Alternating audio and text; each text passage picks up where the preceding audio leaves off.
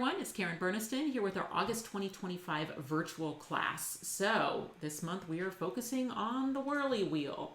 So that's one of our new interactive die sets where you spin the wheel, an arm kind of comes out, leaps something across the card and then back in again. So it's ridiculously fun to play with these. A lot of fun because it's an interactive die set for the front of the card, although you could certainly put another one on the inside if you wanted to. It doesn't, but the point is, it's not a pop-up die that is mechanized by the opening of the card. It's not the card fold that creates the interaction. It is actually the turning of the wheel. So our first card is going to be this fun unicorn birthday card. So birthdays are better with glitter and unicorns. Spin the wheel and this unicorn pops out. This is an A2 size card, and then wishing you a glitter, sparkly, magical, one-of-a-kind year. Okay, so that's going to be card one. And then whenever we feature the same die twice, the same interactive die twice in a class, then I like to kind of change things up for the second card and challenge you, do something interesting with the die set that's maybe a little bit beyond. So for this one, we're actually going to triple the arms on the wheel, and we're going to make this congratulatory card where you spin the wheel, all sorts of things are happening. You've got 3 arms that are moving, and then a inlaid greeting congrats is being revealed as you go. This one is going to be a top fold 5x6 card. It is meant to be just a generic congrats card. It does not have to be, graduation, although you certainly could make it graduation because you do have that graduation elements die set as one of your required dies. And if you just cut some of the caps and gowns and stuff and sprinkle those in, it would make a great graduation card as well. All right, so let's talk about the required dies. So with our virtual classes, there is a die requirement. So for this month, you had 4 required dies. The Whirly wheel that we've already talked about, the leaping animals, that's where the unicorn comes from, our new curved edges, so that's how we're going to make that kind of cool cloudy background for card 1. And then we're going to use the graduation elements, but only the congrats and the banner. So we're not using all the the caps and gowns and the diploma. Interesting thing to know about that die set is it does coordinate with our paper people die set. It's sold separately, but that gown and that cap will fit right on those paper people if you ever want to make a customized graduate. All right. Then if there's anything in the class that is from a die set that's not one of the required dies, or sometimes we'll use stamped greetings, those will just be included in your kit as a pre-cut or a pre-stamp. So for this month, I did really well because I didn't have like any extras other than the greetings for card 1. Those came from our Birthday Magic stamp set. So this was not required. You didn't have to have this. These were just pre-stamped in your kit. But if you end up liking those greetings that you used on this card 1, that would be the stamp set that you'd want to pick up. And I do list everything that I used, even if it was pre-cut or pre-stamped, in your handouts. All right, so what are you watching? You're watching the class day video. So if you're new to this program, 10 days ago, you should have received an email from the store where you purchased your kit. Now, that could have been us from our website, KarenBurniston.com. That could have been one of the 5 or 6 different stores that are making kits for this class. And then that had your detailed PDF instructions as well as a prep work video. And you followed those PDF instructions and your prep work video to get your kit from your bulk materials that came with your kit into ready to assemble card kits. Okay, so that is done ahead of class by following that prep work video and those PDF instructions. You would not be the first to say, hey, I didn't know there was prep work, so I've come to class today thinking, that I'm going to start from my bulk materials and get all the way to these finished cards. No. So that's fine. This is virtual. What that means is it's pre-recorded. I'm recording this a few days ahead of the premiere. So you have complete control over the pause button and everything. You can just pause this video. You can, or close it out probably, go do your prep work, come back and watch it when you're ready to put your cards together. So don't feel like in fact, many people with virtual classes, they don't even watch it at the premiere. They just watch it whenever they get the prep work done. So anyway, so that's how these things work. All right, now you may be watching this video and you didn't purchase a kit. And the reason you are allowed to do that is because we do make these class day videos public when it is a virtual class. So a virtual class means it's a pre-recorded YouTube video. So it's only going to be me on this video. Okay, so we go ahead and make those public. So those of you who didn't purchase a kit, maybe you're just going to learn the techniques. You're going to figure out your own measurements, your own papers, and all that kind of stuff do it on your own. But the measurements and the detailed instructions, the PDF, the prep work video, everything to get your kit ready, that is covered in that other video. And that is the part of our classes that is behind the paywall. In other words, you do need to purchase a kit if you want access to that prep work video and the papers and everything that we used for this class. So, but you're welcome to watch today's class, whether you bought a kit or not. Maybe it's going to inspire some ideas. You're going to figure out your own measurements and try these techniques on your own. That's totally fine. We welcome you to do that. Now, the other style of class that we offer, every month there's a class. So it's either going to be a virtual. So August is a virtual. That means pre-recorded YouTube video. Then in September, it'll be a Zoom. So we'll do a couple months of Zoom classes and we'll come back to doing a virtual. On these Zoom classes, everything is the same about the class except for today. So today would be a specified time, a Zoom session that you would log in and take that class live. So you're in the room, I'm in the room, you can stop me and ask me questions. Zoom classes are never made public. Okay, so even if all the kits sell out, we don't make those class recordings public because the students are on them. So I do not feel comfortable doing that. I'm never going to release Zoom classes publicly. So when you see a Zoom class that you think that you're interested in and you want access to those class day video instructions because they are recorded, we just don't release them publicly. So just make sure that you pick up kits on Zoom months if you definitely want to learn those techniques with me. All right, that is the preamble to today's class. Okay, let's get started with card 1, which is going to be our Birthdays Are Better with Glitter and Unicorns, Unicorn Whirly Wheel card. All right, I'm going to turn off my face here. Let's see if I remember how to do that. Okay, there we go. All right, so you should have your kit, ready to go here. So let's just dump everything out of the kit. Okay, it's a good idea to have a paper plate or something where you can wrangle all your pieces. There are not too many pieces in this one this month. But yeah, so let's start. Where should we start, y'all? Should we start with you know what? No, let's start by putting together our cover plate because then we can get our die cutting out of the way. So we do need to cut that scoop and that slot during class today. So let's go ahead and work on our cover plate. So the papers we're using this month are from a company called Uniquely Creative. They are out of Australia. It's our first time using this company's papers in our classes. I absolutely love them. They are, as the name implies, very unique and really just kind of perfect to go with the themes of the cards that we were doing.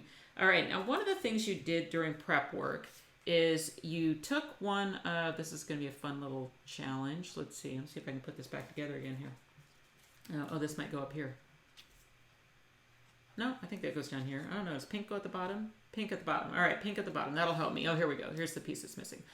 Okay, so what we did with the curved edges, one of my favorite new dies, I just love it, especially that cloud one, is during prep work, we took that cloud edger, which is stitched on both sides, and we just kept moving the die up a piece of paper and cutting at different angles. And then what we're going to do is we're going to glue those pieces onto our cover plate piece. See, as soon as I pick it up, I want to start turning the wheel, which I'm really just talking about this. And then we're going to leave gaps in between it so that we get some of that other paper shining through. So on this paper, it's cool. It's got the big white kind of scribble across it, but then you can see some words and different colors below. I think what's easiest is you start at the bottom, but the idea here is that things don't, like you need to leave a gap, right? So if I start at the bottom, maybe I'm going to use the bottom edge. Sure, that's fine. But maybe I want to sneak a little bit over and let it hang off the right a little bit. So then when I put this one on, I can go, let's see how, oh no, I probably would rather keep that one and then have this one go down like this. Yeah, that's probably what's up. You may not have cut yours exactly like mine. So this may be a little bit of a, kind of figure out as you go how to put your gaps in. But I'm just going to lay them out and put some gaps in as I go. And I'm probably going to end up not even using necessarily all of the pieces. I may not end up with that one at all because of how it's moving up the page. See, like this one, I could actually use it on the edge and still get a cool gap. And then maybe this one like this. So that's what I think what I'm going to do. So, however you did your pieces, you can kind of put it together with some gaps in it. Maybe you prefer this one to be solid at the top, and so you start there and you gap your way down to the bottom. There's nothing important about where the gaps are or anything. It's just an interesting decorative background to the card. Okay, so then once you have it where you like it, then you can start gluing those pieces on. So I like LINECO neutral pH adhesive. It's my favorite, and I keep it in my fine tip bottle so that I can get a nice, thin line of glue. I love this glue. It dries clear. It is very strong. It holds the pop-ups really, really nicely. And then to keep the glue flowing, because I just really don't like it when my glue, gets dried in the bottle because I've just had it sitting out while I'm crafting. It does come with a needle tip, so I could plunge it out when that happens. But sometimes if you're like me, what happens is you just push the clog, the dried glue, you push it down in there, and then the next time you just squeeze the clog right back into the needle again. So these can get clogged up, and you can go take them to the sink and take them all the way apart and unclog them. But what I found is that if you just keep that needle tip down in a damp paper towel while you're crafting, it's just amazing how it just keeps the glue flowing. So that's my favorite, and I will be using glue. Now, could you use something else? Sure, but when you get out here to these tips, it's probably going to be easier if you're using glue. So we're just going to go ahead and do this. Now, while I'm doing this, putting my thing together, let me tell you something about how this class is going to go. It is pre-recorded, so I don't have access to you all for you to say, hey, Karen, slow down. And I really don't know how fast you're going to craft. So what I'm going to do in this video is I'm just going to craft at my pace, okay? The idea being that you can just craft along with me, but I know that you are in control of that pause button. So if I'm going too fast, or you just want to watch me do this whole thing and then you're going to do it yourself, you're not going to craft along with me, you just want to see how mine turns out, great. Just watch me, sit back, watch, relax, and then when I'm done with this step, well, you just hit pause, you do yours, and resume. On the premiere, the day of the premiere, I'm over here in this chat box on YouTube to answer any questions. But I'm going to be quite honest, I rarely get questions from the students on class day and the class day premiere because they are in control of the pause button and they are going at their own pace. And, they just go for it. And they don't really need me. I do end up answering questions from people that are watching the class, which is great. We're happy to do that. And we'll link you to the products that we're using, and you may still be able to get a kit for this class. At the time of the recording, we still had a few on our website, KarenBurniston.com, but you can also go to the events tab and you can see a list of all the stores that are making kits for this class and how you might get a kit. And it doesn't matter when you buy it, you know what I'm saying? Because you have access to that prep work video to get your class prepped. You've got access to this class day recording to put your cards together. So, it doesn't, sometimes people find out about our classes and they go back and they look at older ones and they say, oh, I really wish I could have done this one from, 18 months ago. And some of the stores are willing to remake kits if they can get the paper. Some of them may happen to have one. So contact those stores and see if some of those older kits are still available, because sometimes they are. Or you can go here, where you're watching this virtual class, this same playlist on my YouTube channel has the previous virtual classes. So you can at least watch class day videos if you want to. All right. But that is what I did. So I did not end up using this piece at all. But I just went in and added all those pieces to that, and then now what I can do is flip that over and just use my scissors to trim everything back. Ooh, did I? Boy, what a rookie move not to have scissors on class day. Now I know I had scissors. Okay, what did I do with them? Hang on a second, y'all. Find my scissors. Okay, sorry. On the other side of the desk. So I am recording this. This is the first time recording a class from my new home. So we did not have a July class because I was busy moving across the country. So I used to be located in Katy, Texas, Houston, and we've been wanting to move north to Rochester, Minnesota, to be near our family. My family lives up here, and they've kind of, I joke about that, like we were in Houston for 15 years, and it was kind of like a 15-year campaign of family going, come on, just move up to Rochester, and we'll all be together, family Christmases and all that stuff. So anyway, the time finally was right that we were able to leave Texas and move up here. So we've been here a few weeks. It's been an adventure. I will only say that it's been a bit of an adventure. The truck that was supposed to bring all of our earthly possessions from Texas, including most everything for this craft room, was delayed. So, I mean, it ended up only being a week. Originally, they thought it was going to be like 2 weeks late. They couldn't find a driver. And I was just beside myself. But anyway, then they moved some things around. And anyway, they brought us our stuff. So we've had our stuff now for like not even a week. And so anyway, so I had to try and get the new studio kind of all put together and everything like that, but it's coming together, y'all. It's coming together. I mounted the camera from the ceiling, and that has worked out really, really well, actually, because when it was tabletop, it took up a lot of space, and I never really was able to get it where you couldn't see portions of it and stuff like that. So I did take that extra time while we were waiting on the truck to do some work on the office, and one of the things I did is mount the camera from the ceiling. So I'm happy with that. Anyway, yeah. Okay, so I have mine done here. So this is where we're going to need to do a little bit of die cutting. So I did say during prep work, it's not normal that you have to have your die cutting machine on class day, but for this particular one, we've got to cut our scoop and we've got to cut our slot. All right, so we're going to need a little bit of measuring. So you want to have your pencil and your ruler. And I say that, but I almost wonder if we should just do this one off of our card, because we could just... I think we'll do it this way rather than measure.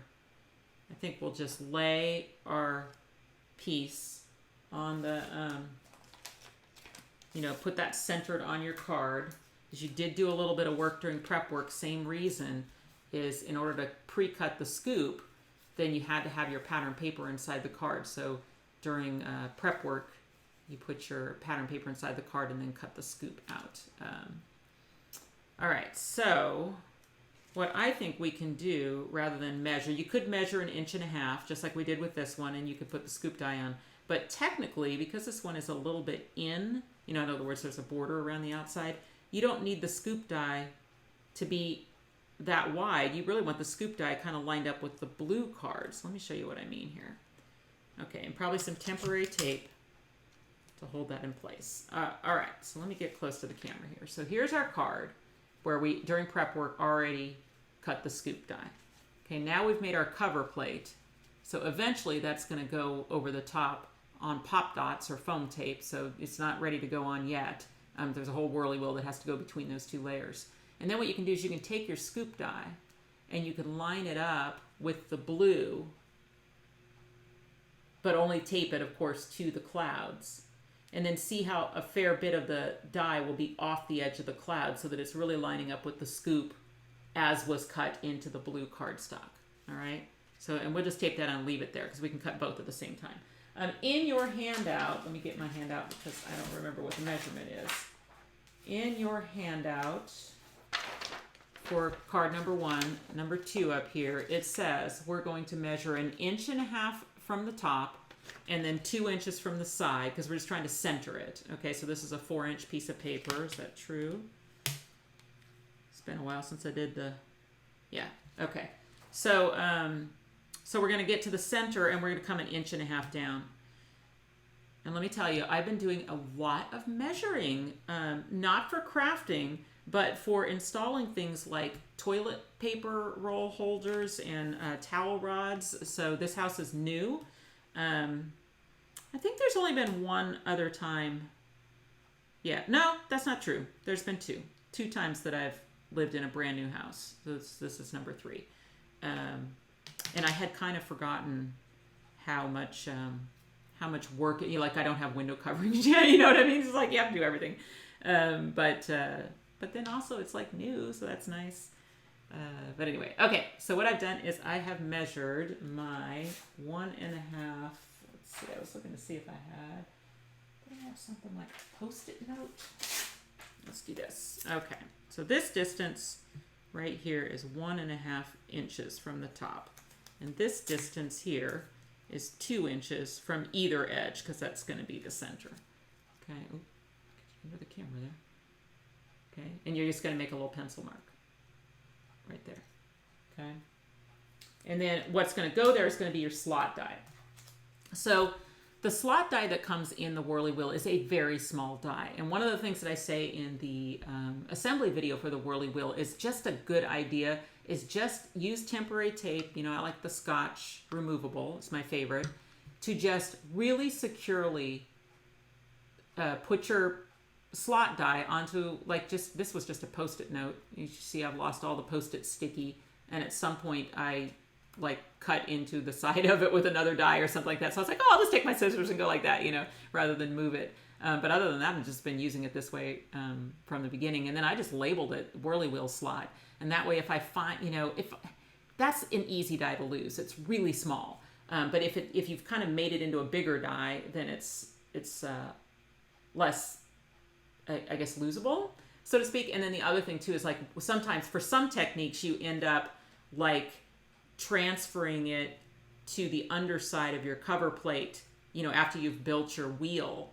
And then with this, you have more places to tape. Like, you could do it like this. This is not what we're doing for this card, but let's say I wanted to transfer that die. It's going to be a lot easier to transfer it with tape out here on the paper than it would be to transfer it just trying to put tape on that tiny die. So let's say we had built our Whirly wheel and we wanted to place our slot exactly where we wanted it to go, like right there. You know what I mean?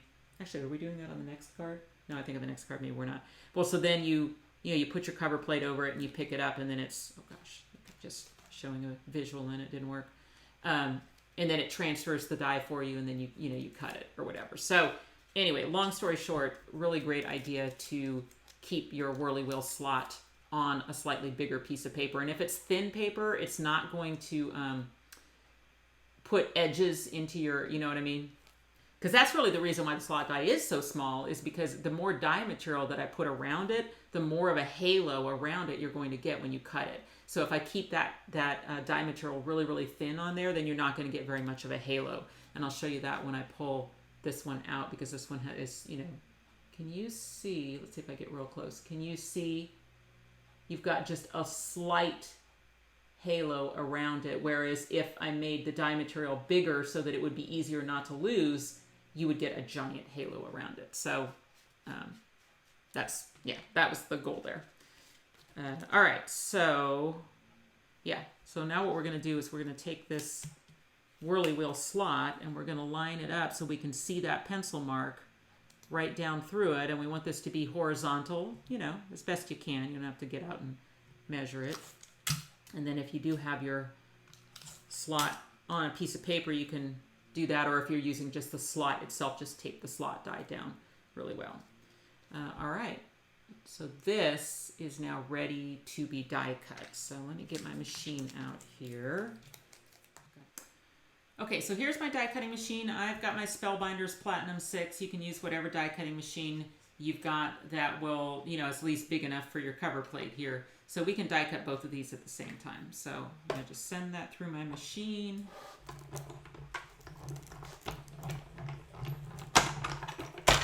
Okay. And then be real careful with removing your die, since that is right on your finished piece. You know, one nice thing I will say about this class program is the fact that you have all of your leftovers. So because you're willing to cut your own kit versus you going to a class where everything is pre-cut, then, you know, you had that full piece of paper. And that way, any like little boo-boos or mistakes or anything like that, you have that leftover paper if you needed to recut something or change it up a little bit. You know, you've got your leftover paper, and sometimes you have enough paper to make a whole other card. This month, you know, we're using very specific parts of the paper. That's one thing about Uniquely Creative, is that they do a lot of like fussy cut elements. And so in the second card, we're using, you know, you're going to use both the butterflies out of the pattern paper, you know, for your card, but you could use the leftover pieces and make something similar. So that's nice. I'm going to move this out of the way because that's all we needed it for. Okay. All right. So there's our cover plate. So I've got that ready to go. And now let me get my pieces back out here. Okay, let's get going on our Whirly wheel. So you can just set your cover plate aside. All right, so as I said, this is going to be an A2 size card, and I did decide it would be fun to have a little something on the inside. So we cut our cardstock, scored our cardstock, then added a piece of the pattern paper before die cutting that scoop. And we measured to the usual measurement, which is 1.5 inches. So one thing about that scoop die is that it has this little, part of a cross? T? I don't know what you would say in it. And the idea being that it is designed to where if you measure up to 1.5 inches, okay, on the bottom edge of your card or the right edge of your card, then you just put your pencil line in that little thing and you put the other little opening so that it's right along the edge of the card, and then you can cut it, you know, perfectly into position every time. So that is a feature of the die set, and you do have the option to go watch those assembly videos too. There's a couple different videos on the Whirly wheel already that you can watch if you need more instruction on it. You know, more than what we're doing today, or a different idea than what we're doing today. All right, so here's our card. So now let's talk about the Whirly wheel itself. And actually, you know what? Okay, before we get into constructing our Whirly wheel, let's just talk about the concept of this mechanism and how it works, okay? So basically, as the wheel turns, it's going to bring this arm around the wheel, okay? And because you have it constrained in some way, so that could be by using the sleeve die, which we will use on the second card, or that could be by bringing your arm up through a slot in the card. That would constrain the arm. Then the arm is going to have motion to it. So if you did not have a sleeve or a way to control the motion of the arm, then as you spun the wheel, you know, the wheel would just, or the arm would just do whatever it wanted to, you know. So basically you have an arm that's spinning on the wheel, and then you have a wheel that's spinning on a washer. So what is the washer? The washer is that this thing that looks like a washer, okay? And those are spinning on tabs that are just made out of the paper. They're just made out of whatever paper that you used, okay? So, but let me tell you, this is my test piece right here. So when I first got that die set in, like I made one and just to test the mechanism. And I literally spun this about 100, 200 times. I just kept spinning it and spinning it and spinning it and spinning it and spinning it to see if I could break it.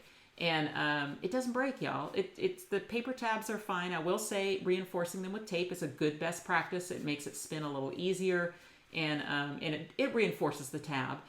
The way that you break the Whirly wheel is with either stray adhesive or a catch point, okay? Because then what happens is someone tries to turn the wheel and something is holding that wheel down, you know, and usually that happens, you know, because maybe when you put your cover plate on, you put your pop dot too close to the wheel, and then like maybe it's right up here in a divot, right? And then as you turn it, a spot that's a little wider out hits that pop dot.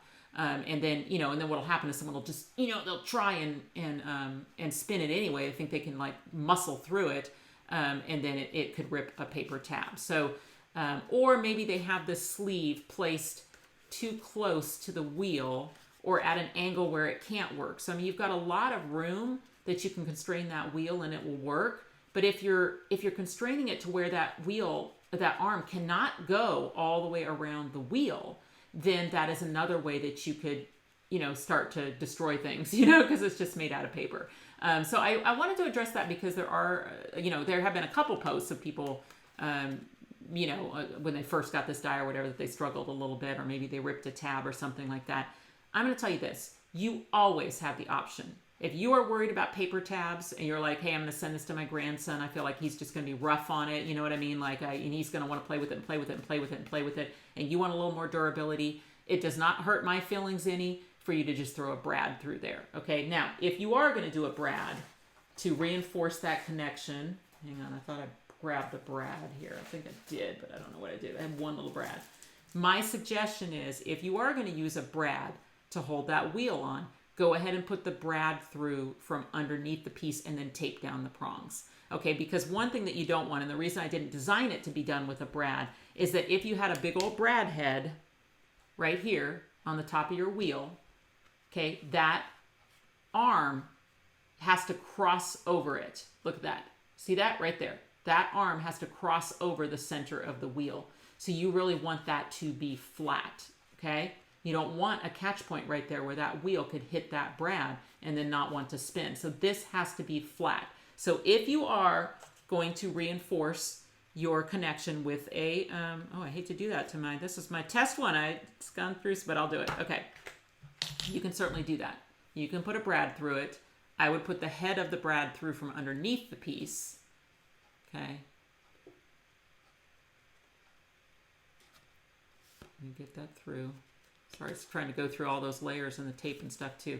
And then when you get that down, okay, I would not leave it to chance, okay? In other words, yes, it's clearing the brad, no problem right now, but you're mailing this to your grandson. You know, it's going to get squished down in the mail process if you don't use a bubble mailer or whatever. So probably you're going to end up putting some packaging tape or something like that across those prongs, okay, to keep it nice and smooth. Okay, so look, it's just catching on the tape now because I didn't put the tape down. But you see what I'm saying? So make sure that that's nice and smooth. So I wanted to address that in class. If you're nervous about paper tabs, you know, paper tabs, it's just paper. You know, it's pretty darn durable. If you reinforce them with tape and you don't have any catch points, it's pretty durable. But you always have the, and let's say your grandson broke it and he comes to you and he says, Nana, I love this card. Can you make it work again? Probably it's going to be the easiest way for you to get it working again would be to throw a brad through it, because you can do that after your card is, you know what I mean? You could kind of just carefully peel up your cover plate. And my suggestion is for the brad head, at least the pretty side is on the inside of the card, right? So maybe you're going to cover it with a piece of paper or an embellishment, or maybe you're just going to work it in as the center of a flower or something like that. So that would be my suggestion if you want to use a brad. We are not using a brad today. You won't need a brad. I just wanted to tell you that. I wanted to address that at the top. This one has just been made with paper tabs. It works fantastic. It's been spun hundreds of times. This card went with us to Paper Ganza a couple weeks ago, and lots of people played with this card, and it is working great. So you won't need a brad, but I just wanted to address that. All right, so, but one thing that we do to have a little bit of reinforcing, so, you know, so you don't immediately rip your tabs or anything if you had just a little hitch in it or something like that, is I suggest that you just put packing tape over the center of the wheel before you die cut. And that way those tabs are both reinforced with tape, but also they're slick. So what's nice about them being slick is that they're going to spin a little easier. And then same thing for the washer itself. I say, hey, put that packing tape over the top of the washer so that when you put the tabs through, it's slick tabs on slick inner part of the washer, and it'll spin really easily for you. Okay, so what do I mean about putting the Whirly Wheel tabs through the washer? So the first thing you got to do is you got to push those tabs to the back. Okay, and how do we do that? Okay, so we push the tabs through. Let's get real close here. Okay, and then what I like to do is I just pinch them a little bit curved inward. You see that? Just a little pinch. Okay, and then that way I can get those through the center of my washer. Okay, so now I'm going to, and again, if I have to pinch them a little inward, get them through. There we go. Okay, now I've got the tabs through. You can really see that pinch inward right there. See that? Okay, now important, flatten those things back out again. You do not want them removing themselves from that washer, okay? So really, you know, get on the table and make sure that those things get flat again, all right? And then test and make sure that washer should spin freely, okay? Those tabs should be spinning on that washer. Nothing should be catching. You know, it should be a really easy spin, okay? Now, look at the size of the tabs, okay? The tabs need to have room to spin because the washer is going to be fixed and it's going to be the wheel that's going to be spinning. Okay, so if you imagine this washer being fixed, then here, let's see if I can do it. What could I put underneath there? Okay, it is the wheel that's spinning. So those tabs are going to be spinning inside that washer. There, I did it. Okay, so the tabs, if they get stuck down because some of your glue migrated underneath that tab, then yeah, that's going to break it. You know, like it's not going to spin. The only way to make it spin is to leave your tabs completely freely flowing. Oh, I see. Hang on. I'm going to take my pencil here, and I'm going to put a little pencil line around the perimeter here. Okay? Here's the only place that can get glue, right? Right on the edge, because I mean, you know, you could be a little bit in from there, but you've got to make sure that those tabs can spin freely after this is glued down, okay? So just make sure that when you're putting your glue on, and then go ahead and make sure, I mean, if you're not really good at keeping your glue contained, you know what I mean? Hey, samesies sometimes. Feel free to even do this, right? So that way any glue that fell off the edge wouldn't stick your washer to your wheel, okay? All right, so before I glue that thing down, though, I want to get the arm put through this hole, okay? So I'll come back and do that, but that's where the glue is going to have to go on the outside. Make sure that these are pressed back down again so that they're nice and flat and that they've, you know, you can't, you know, this is on there, right? I mean, sure, I could wrench it off of there, but it should feel solid and it should feel really loose, you know, just spin, spin, spin, spin, spin. Okay, now the arm, the thermometer arm that holds the item that spins, for that one, we only use tape at the very end, kind of at the little thermometer end, and that way the tabs themselves are also reinforced. And then same kind of thing, the tabs are on the side of the thermometer are going to go to the back. Okay, so there's my two tabs are on the side there. So this bottom one's not a tab, it's the side ones that are the tabs. So you can get that to focus. Will you focus for me? Because I can't tell if something's focused. There we go. Okay, so there's the tabs. Once again, if you pinch them inward, so you're curving them inward like this, let's see. It'll make it a little bit easier to get through the hole of the whirly wheel. Okay, so these tabs really need to go through from the top of the wheel, okay? If you were to put them through from the bottom, it's not that the arm wouldn't spin on the wheel, it's that it would get absolutely caught up in all that business underneath. So just the tabs from the top are the only thing that's going through the wheel, okay? So same thing, we get the tabs through. On the back, make sure we're going to flatten those back out again. Okay, so really, really, really work on making sure they're back flat again. And then this should spin freely, okay? So you should be able to twirl that arm around, no problem, okay? All right, so then now, once you get it to this point, then you can attach the washer to the card, okay? And then we just have to restrain the arm, which this arm will get restrained by going through the cover plate here, okay? So when I say just adhesive on the outside, once again, maybe do grab some little scratch pieces of paper, any kind of paper, and tuck them under your edges of your washer so it's easier to see what you're doing. And then I would just do, rather than try to do a steady hand where you're like, you know, I would do it in dots. Just do it in little dots. Really easy it is to do dots. Okay. So dots out on the perimeter. Dots of adhesive. All right, so now I'm going to take these out. Okay. Get that to focus for a second. Okay, now it focused. All right, so then I've got my dots of adhesive. So what I want to do is I want to make sure that the edge of the wheel is kind of lined up with the edge of the card so that it's in that scoop. Okay, and I want to be up a little bit from the bottom here. Not much, but just a little bit. And the only thing that's gluing down is that washer underneath there. Okay, so just give it a second. Give it some press, all right? And then you should be able to spin that wheel. Don't worry about the arm. Just, you know, put your finger somewhere out here so that the arm isn't in the way. And then just check it. Just spin it, spin it, spin it, spin it, spin it. Okay? Make sure that it's on there, you know, that it's not, you know, look, if you did it too fast, you'll start spinning and it'll come off, you know what I mean? And then you'll have to put some glue on there again. So if you're an impatient person like me, you know, make sure that you've got it on there. But yeah, so that's it. So now we have a working whirly wheel. The only thing we have to do is constrain the arm, and then it'll work. You can see nothing's, I mean, just spin it a bunch of times, y'all. Just spin it a bunch of times. Just make sure, you know, make sure it feels solid on there. If you didn't trust me, which is fine, it's okay if you didn't trust me. I won't know anything about it. You could throw a brad through there if you wanted to. You know, the brad would be up in here. What I would say is just fussy cut yourself another, or use one of your fussy cut flowers.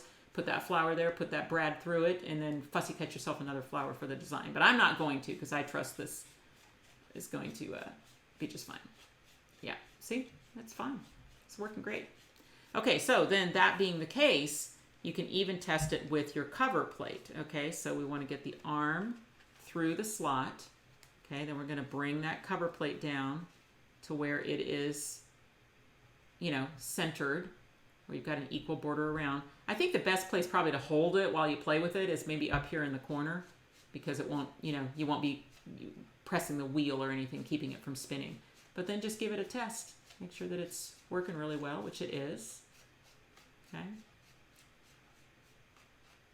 Okay. Now, you don't always have to put pop dots between the layers. I just find giving it a little bit of room, a little bit of breathing room. Where it probably helps the most is after it gets mailed. You know what I mean? Because it does have a little lift to it even after it gets mailed. And it operates really, really smoothly if you put those pop dots or foam tape between the layers. And that is what we're going to do. We're going to go ahead and attach this with foam tape. So you can take it off, and I'll show you. Yeah, it could be pop dots, it could be foam tape, it's whatever you want. You got to stay away from the wheel. So we can put one in this lower right corner. Okay, but remember, this one is in a little bit, right? Okay, so maybe lay that over the top to figure out what size and how far in it goes. And then I would, again, just test that. Make sure that there's nothing going to hit that pop dot, you know? You know, I mean, it's like, you know how make sure every section gets to it, that you check it, you know, as it goes around. Let's see if I slid. Nope, I can't. Now, you know what's making me a little nervous, honestly, is the corner. I'm going to do this. I'm going to make it a triangle in that corner. Okay, I'm going to make it a triangle. That makes me much more pleased. Okay, we've got plenty of room over here. This one's not a problem. It's not going to impede the wheel. You could even, honestly, you could go all the way up the side if you wanted to. And for that, then maybe your best bet is to, if you want to go all the way up the side, is just go ahead and go all the way up the side. Or you could just do it in the corners. It doesn't really matter. But you could even go all the way up the side. Okay, that will not even come close to the wheel. Okay, so it's all about not impeding the motion of the wheel. Down here, we can go a little bit in, you know, so maybe like this. Okay, I like that.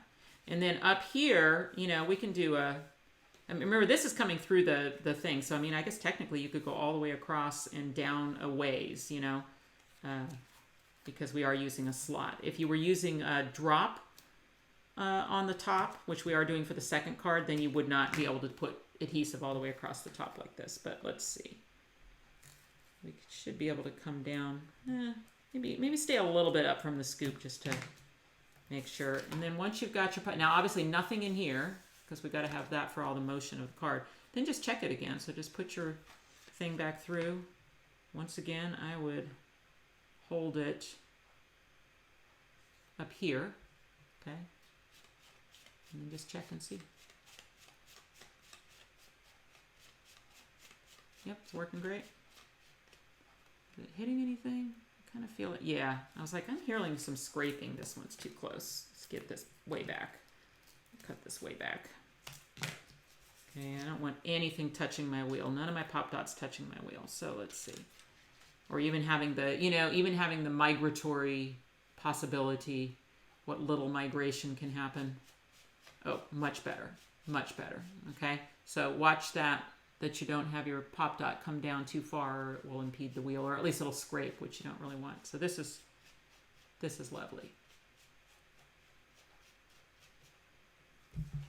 Okay. And you know, it's funny. I don't mean to scare you about this die. It's more just like we're not in a Zoom class, right? So I'm pre-recording this, so I'm trying to just think through, you know, what people may struggle with, you know what I mean? I'm trying to address every possibility, and but it's a great die set. It's not gonna, you're not going to have any trouble with it. So, okay, here we go. Now let's put that on. Ooh. Okay, well, I didn't center mine very well. Let me see if I can get mine off and do that again.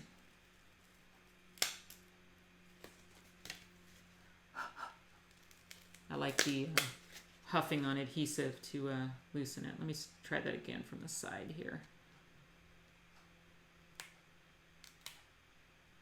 Like this. Okay, that's good. Okay, there we go. One whirly wheel with a bug flying in front of my face. Yeah, that's fun. So as you can imagine, anything that you put on that's going to fly. You know, you don't have to use all of the arm. When it's in its lowest position, you just have to make sure that it still has some coming through the slot, okay? So don't trim your arm with it in its tallest position because you won't know how much to take off, and you don't want it to dive down below the slot because it's too short. But in its lowest position, the lowest position you can get it in, when that arm is all the way attached way down here on the wheel, then you know, you just have to have a little bit coming through the slot. So when we go to add our unicorn, we'll end up cutting some of that off. So, okay, there we go. One whirly wheel card, working great. Okay, so now let's start making some unicorns. Alrighty, so the leaping animals, so we're switching dies here, so we're doing the leaping animals now.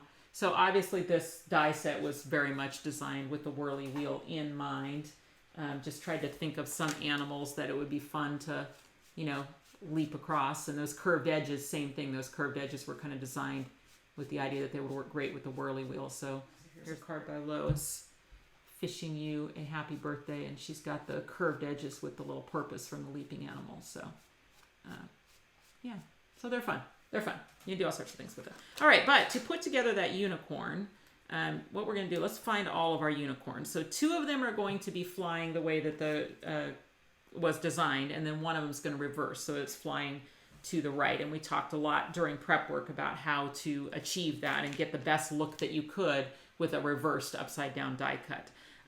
The first thing we're going to do is finish out their eyes. They're looking a little hollow right now, right? Because I just had you trace the eye oval during prep work. And what I find, I'll do mine and then I'll show it close to the camera. What I like to do is fill in kind of a circle of black up at the top, leaving a catch light if you want, but you could always put the catch light back in it with a white gel pen. And then just a couple eyelashes, like 3 eyelashes. So let me show you. Okay, let's see if we can put that on something. What could we, I guess we could use the back of this card. Okay. All right, so basically what I did, I'll just do it in the air here so I can get close to the camera, is I filled in the top circle, but almost just like a little, you know, because I just decided to be lazy and leave the catch light in it versus putting it back in with a white gel pen, but maybe I'll make it a little smaller. And then just doot, doot, doot, 3 little eyelashes. Okay, which you might have a better idea how you style your unicorn eyes, but that's how I do it. Okay, and then I'm gonna do the same thing over here. So circle, leaving just a little. Actually, you know what? I'll fill this whole one in and then I'll just show you. If you filled the whole one in, well, not the whole oval, but just the circle part. Okay, so I left a little white showing here. Oh, come on, camera. There we go. Okay, but I just filled in the whole circle in the back and then put eyelashes on. If I then wanted to add a catch light, I could do it with a white gel pen. So I could just go here in the section that I filled in and pick whatever spot I want and put that catch light back in it. Okay, so you don't have to think of it as you go if you don't want to. So on these ones I did just left a little white showing, but you know, you don't have to. All right, so then there's that. Then for manes and tails, okay, so let's find all of those because you're going to get to pick which ones go on which unicorn. Okay.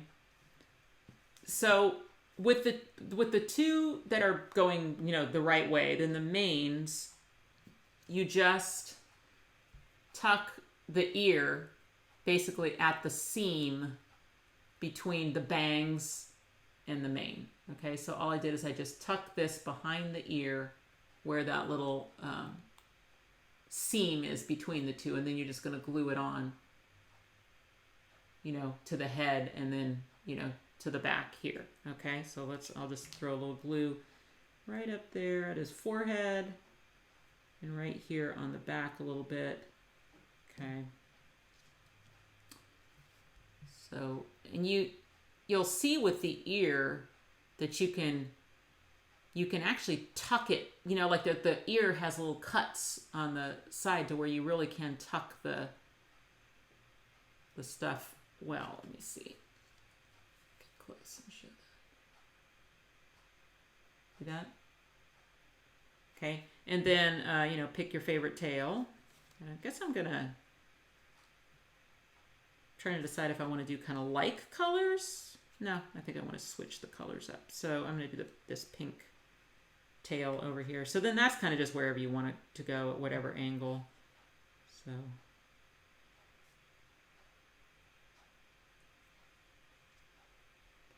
like that. All right, and then you've got little tiny horns. So that would just be a spot of glue in the middle of the bangs up here.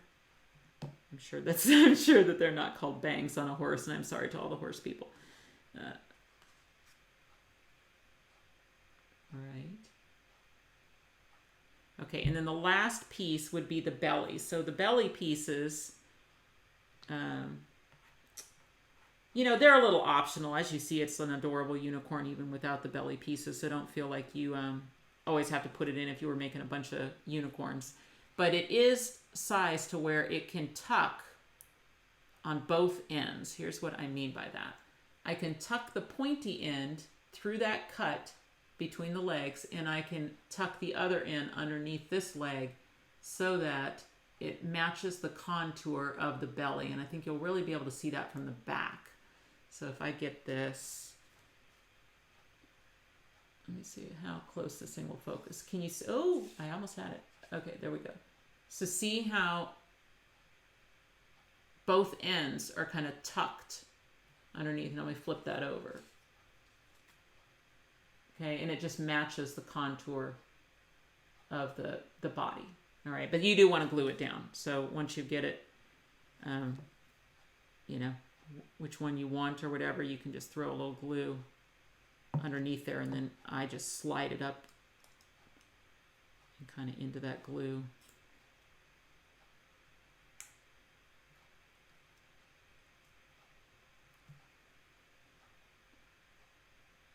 All right, so there's our first facing our left unicorn. All right, so then, and I'm going to make another one just like that.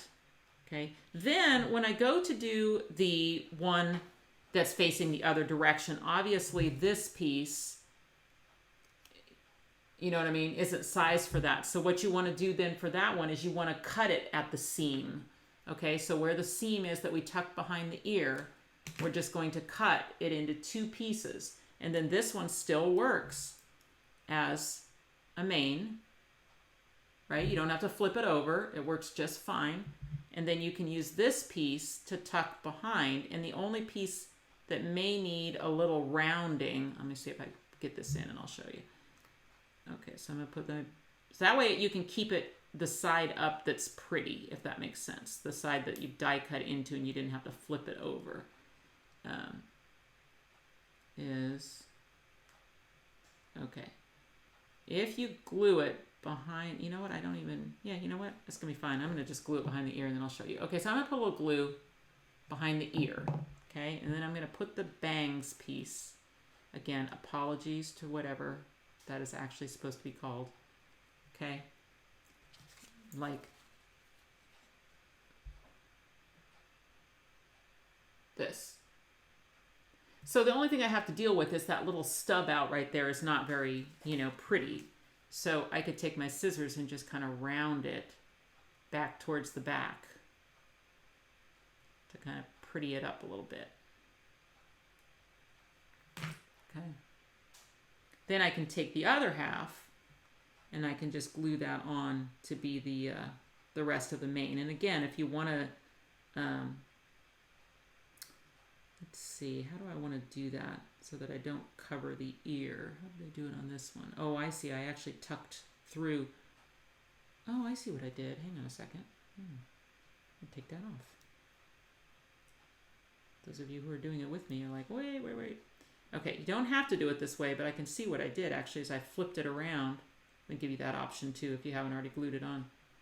Okay, you could put it, instead of having the little curly Q on this side, you can turn it where the curly Q is kind of behind the ear. That does look to be like exactly what I did.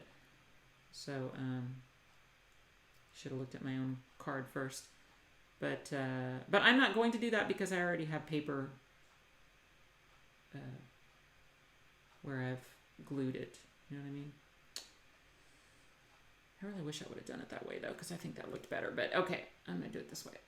It will be fine. No one's going to be after me about my unicorn not having a proper set of bangs, which isn't even the right word. I know.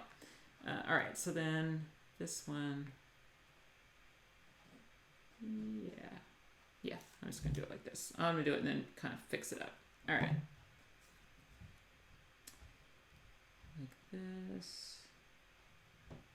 Okay, and then I'm just going to trim this.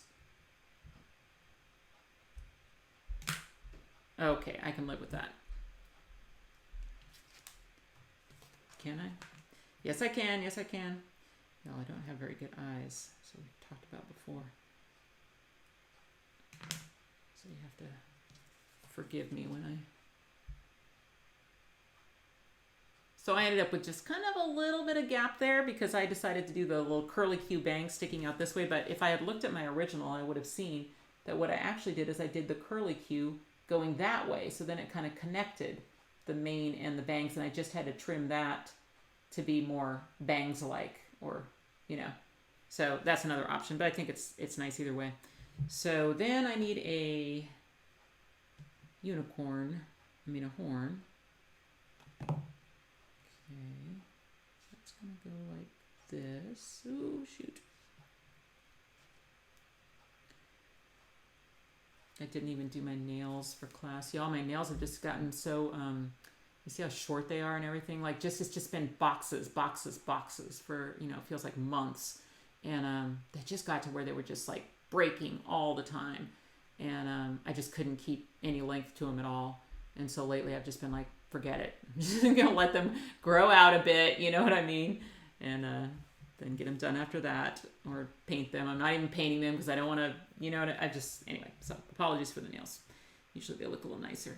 All right, then your tail, you can just use it, you know, the pretty side up. It doesn't matter because it flows nicely either way. So you don't have to reverse it or anything. You can just glue that on like that. Okay, and then this one we're back to just make, oh, sorry, and then you've got a belly piece for that too. So the belly piece does have to be reversed. It's the one that you reversed and then sent back through the die cutting machine with just paper around it so that you could flatten it so it didn't look, you know, curled up on the edges the way die cuts do when you die cut them and then flip them over. So, you know,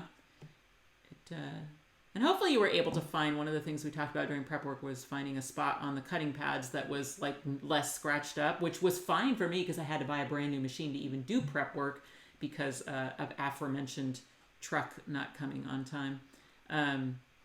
So yeah, this unicorn looks a lot nicer, the one for class day, than the one on my original, which I didn't do any of the stuff that I taught, you know what I mean? It's just kind of scratched up and everything. I use like the scratchiest part of the cutting pads and all that stuff. So, all right, and then we're just going to assemble the third unicorn the same way as the first one. So that one's easy. You don't have to make any adjustments to any pieces. Just some adhesive at the head, adhesive on for the mane. And then get that on. Yep. Now, I'll tell you what, just going like without your stuff for a couple weeks, Well, it shows you just how much stuff maybe you don't need. And we did a huge purge. Like, we purged so much stuff before we left Texas, because this house that we built up here is smaller than our Texas house. We were kind of downsizing. And just because, you know what, you just have stuff. Like, you know, we lived there for 15 years and we had a big old attic space, which is sometimes the worst when you have storage rooms that don't have to be gone through, you know, because then it's just easy to just toss something in the attic.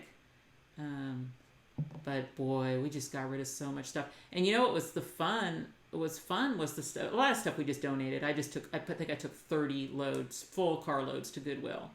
But then we did some of our furniture pieces and things we did on Marketplace, which I'd never done Marketplace before, and it was lovely. Like the people that you meet, you know, that come over and they're getting such use out of this, you know, item that you can no longer use, you know.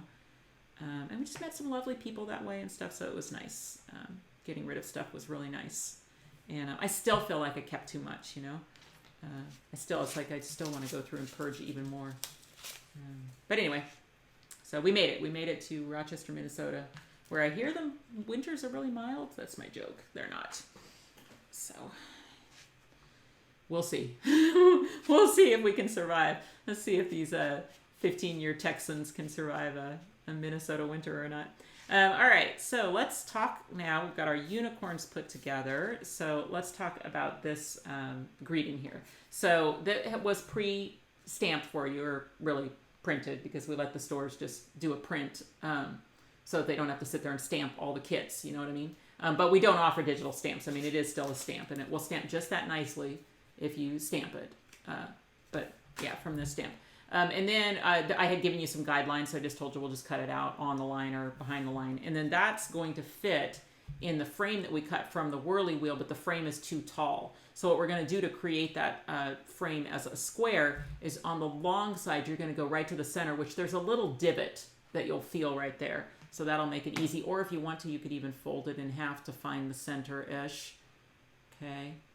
And then you're going to just cut that glitter frame on the center. I'm going to go for the outside because my scissors will go right into that little divot. Okay.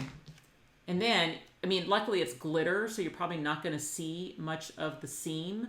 But when you construct this into a square frame, if you put the seam, in other words, if you put the top one on first and then the bottom one, then the seam will be right here and we can cover it with a flower. And the seam will be right here and we can cover it with the unicorn. So if you are a little worried about your seam,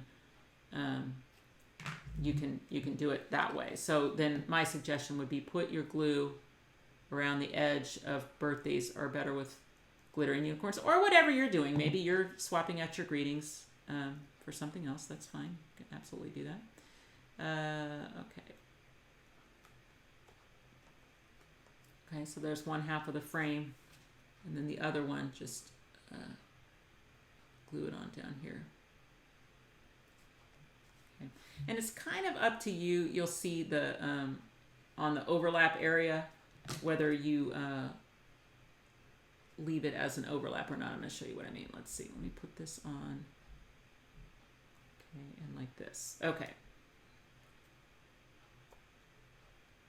The glitter sticking to glitter is a little bit of an issue, but luckily we're putting a flower there. Need something heavy or a clip. I do actually know where the clips are. They're just not in hand reach from where I'm sitting at the moment. They're on the other side. So I think I told some of y'all during prep work, those of you who watched the prep work video, that because it is a new house, I was able to kind of, and it's a small room, so I really wanted to kind of design it with all the spaces that I needed. And one of the things that I didn't super love about my space in Texas, sorry about that, is that I had this island, and it was the same space that I used for crafting and for videos. So of course it was always, I was always crafting on it, and then I was like, oh, it's time to do a video, and I have to like move everything out of the way and all that kind of stuff. So what I tried to do in this office is have this side that you're watching here be video, and then I have one that's just like it, just on the other side. So this is a really wide peninsula, and so then the other side is set up for crafting.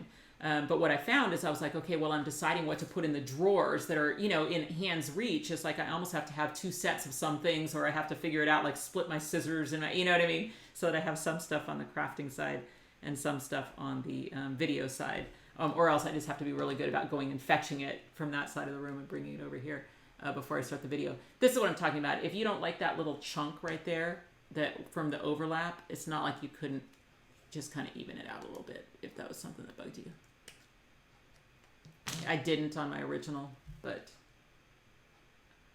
All right, so there's a shortened frame. That's going to be our greeting for this card, for the front of the card. And then we're going to do a couple fussy cut flowers, and we're almost done here. Then you've got the other greeting from that same stamp set, wishing you a glitter, sparkly, magical, one-of-a-kind years. This is a birthday card. So this one will just fit perfectly. You don't have to do any modifications. Just need to put glue around your perimeter. This one. And then that will match up with that frame. So that frame comes with the Whirly wheel because, you know, the kind of the concept too is that there's so many different ways to use the Whirly wheel, but one way you can use it is you can have that frame floating on the front, and it's designed with a height that you can't attach it to the top of the arm and it will cover the slot. In other words, you never see the slot, right? You can position it that way. So it just looks like, oh, I don't know, like you were using a magnet underneath and like moving it or something. You know, it's so, if you think about it, I know Halloween's coming up, like a haunted mansion, and then, you know, something like that would be kind of fun in that frame. But you can put anything in that frame. And then you can also do like a hidden greeting reveal underneath it. Okay, so if you imagine a little ghost in that frame and then, you know, you spin it, it's like boo, or I don't know, something like that. That'd be kind of fun. All right, so we've got our that ready, we've got that ready, and then we've just got 3 little fussy cut flowers. So that's one thing about the uniquely creative paper is they do like fussy cut elements. And I'm not the best fussy cutter, but I'll tell you what, ink does a lot of disguising for me. So I've got some distress ink here. This one is Stormy Sky, which is a blue. Don't have to use the same as me, but I'm going to hit the edges of my blue flower with some ink, which I feel really distracts from my lack of skill with the fussy cutting. You know, honestly, I don't think it's a lack of skill. I used to be a good fussy cutter, and maybe I will be again, but my eyesight, you know. Okay, here we go. Getting up there, y'all. All right, I'm going to hit the other one. Sorry, this is the ink I'm using is Saltwater Taffy. So I usually list the inks that I used. I'm a big distress ink person.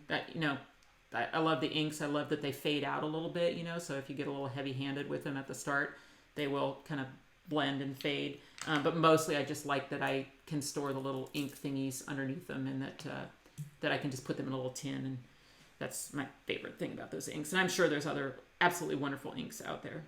I'm a bit of a creature of habit. I've got something that I like, and I tend to stick with it. All right, so let's talk about putting these unicorns on. So, yeah, you know, I think what probably would be best would be to put your flying unicorn on first. So figure out which one you want to be your flying unicorn.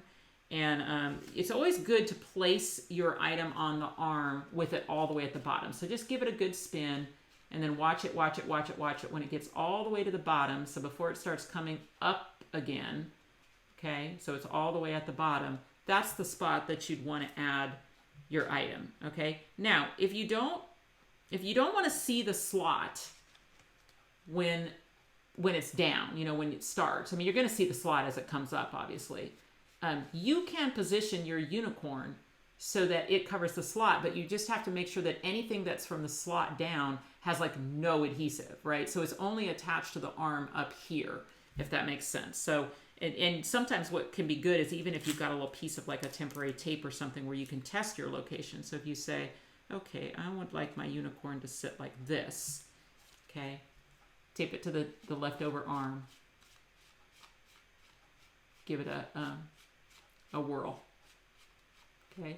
Because see, when it gets down here, the unicorn's going to stay on top of the paper and the arm's going to dive back before the slot. So we only want to attach it to the arm above the slot, whatever's above the slot. But this seems like a good position. So I'm getting a good motion to it, good flying, you know, no issues.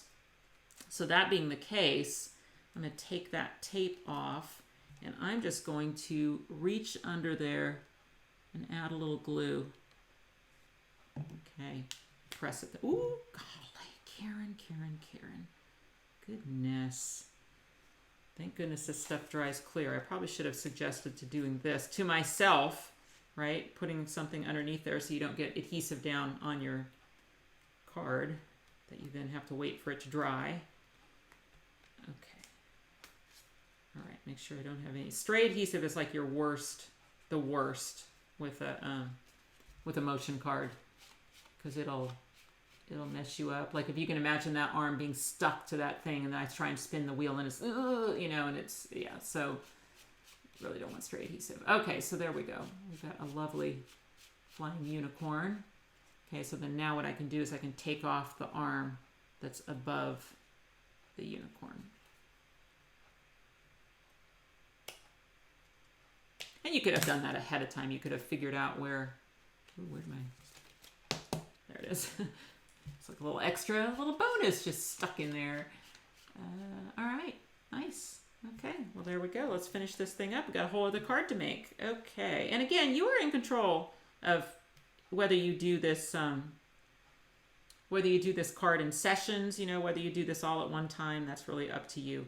But I wanted to put that unicorn on first, because then you can kind of decide where to put your second one based on where you want your unicorn to go. So you can attach your unicorn to the frame if you want. You know, that way you can position it so that it's not impeding your greeting. So maybe something like this. Okay. And it's going to be hard because it's not going to want to stick to the glitter, but you see if I just hold it for a second.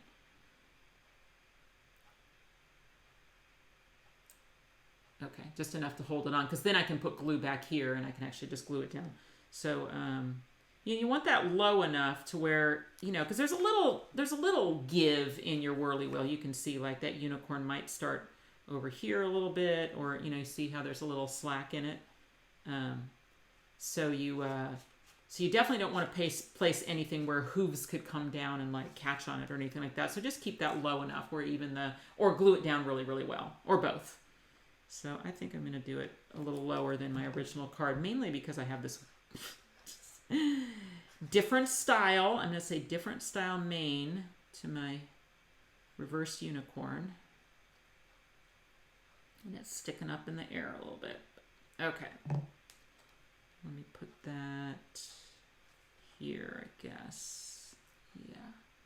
Just make sure that is glued down really well. Okay, there we go. I feel like I took a really long time to teach this card. I'm sorry, y'all. And I don't even really know. I just teach it, and then I, you know, get the footage and figure it out. But I did a little instruction on the whirly wheel itself for this one that we won't have to necessarily do on the second one. So hopefully the second one will go a little faster. Oh, sorry, I forgot to put my flowers on. Okay, so the flowers, I did the big flower and then the blue one. You know, just made a cute little cluster down there, if you like that look. So hopefully you have someone in your life that would appreciate a glittery, sparkly unicorn card. And if not, you know, keep it as a go-by. So keep it as a good little, you know, illustration of how to use the whirly wheel, and then make it again and make it be a bunny or a frog or a porpoise or something, you know. Yeah. And the unicorn does make a pretty decent horse. Sue on our design team, she made a horse out of it. So you might explore how to style that differently. Inside, completely your decision on, you know what I think I'm going to do though. I think I'm going to, nope, that's fine. I was trying to decide if I should attach my unicorn first like we did on the inside. But I think I want this kind of centered-ish on the page, maybe a little lower than center. Okay, then my flower down here. Okay, and then our last unicorn. This one will be the flat one.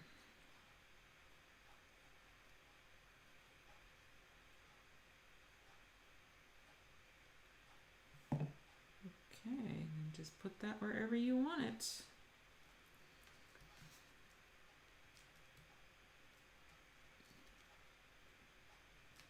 So there we go. Card number 1 in the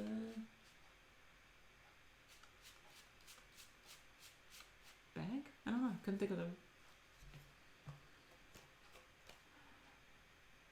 history books. Okay, so there we go. We have one cool Whirly Wheel card that is an A2 size card. So the only thing I would worry about with the mailing is just the squishing down kind of thing, you know, but this is pretty durable. I think even if it came and it had just been completely squished in the mail, there's no reason that it wouldn't be working.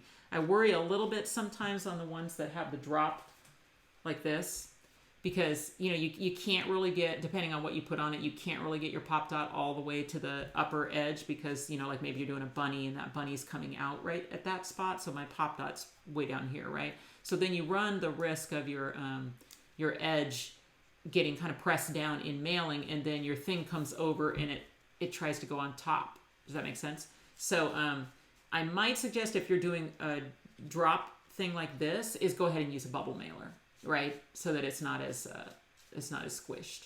But this one's been fine. It has really not been a problem. It's been traveling with me. This one too, Lois's card with the porpoise. It's been traveling. It's staying where it needs to go. You know, it's staying behind those waves back there. So I don't want to tempt fate, but it's been fine.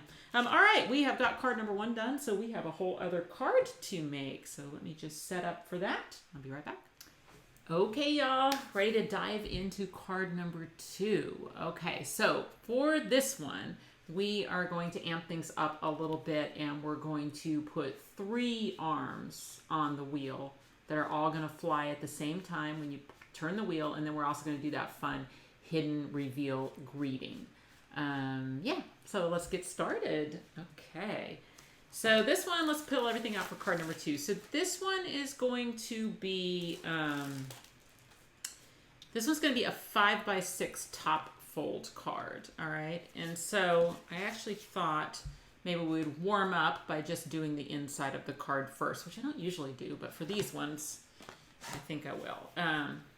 Well, I mean, I always do the inside of the card when it's a pop-up card, but I'm saying I don't usually, you know, do the flat part of the card first. But I just thought I would. Okay, so what you have is you have 2 big pieces of paper, one for the inside of the card and one for the front of the card. Now, I will tell you, you do not see very much of the paper for the inside of the card because it's back behind the cover plate. But I did think that this darker rose was really pretty back there. So I chose this one for the front of my card. So I'm going to set that one aside. And the one that has the lighter pink flowers at the top is what I chose for the inside. Now, the first thing I did is I took that fussy cut postcard. So the paper we're really focusing on for this card is one of their fussy cut styles. And we really did do a lot of fussy cutting. So all of these little flowers and things like that, you know, we fussy cut, which hopefully you have that done. So what I did is I just chose a spot.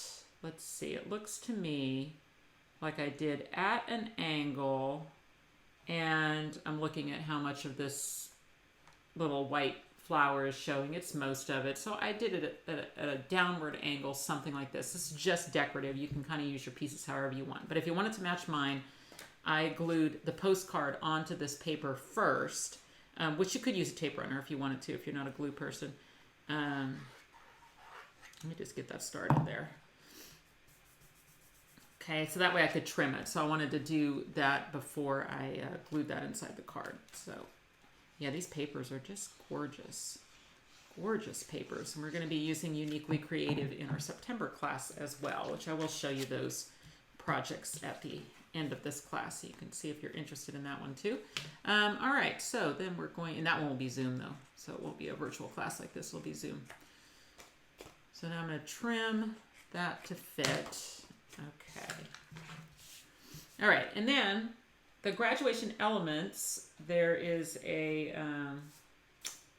banner in it that is sized to fit the word congrats. Now we're not going to put congrats on it. We're just going to use it as a decorative banner.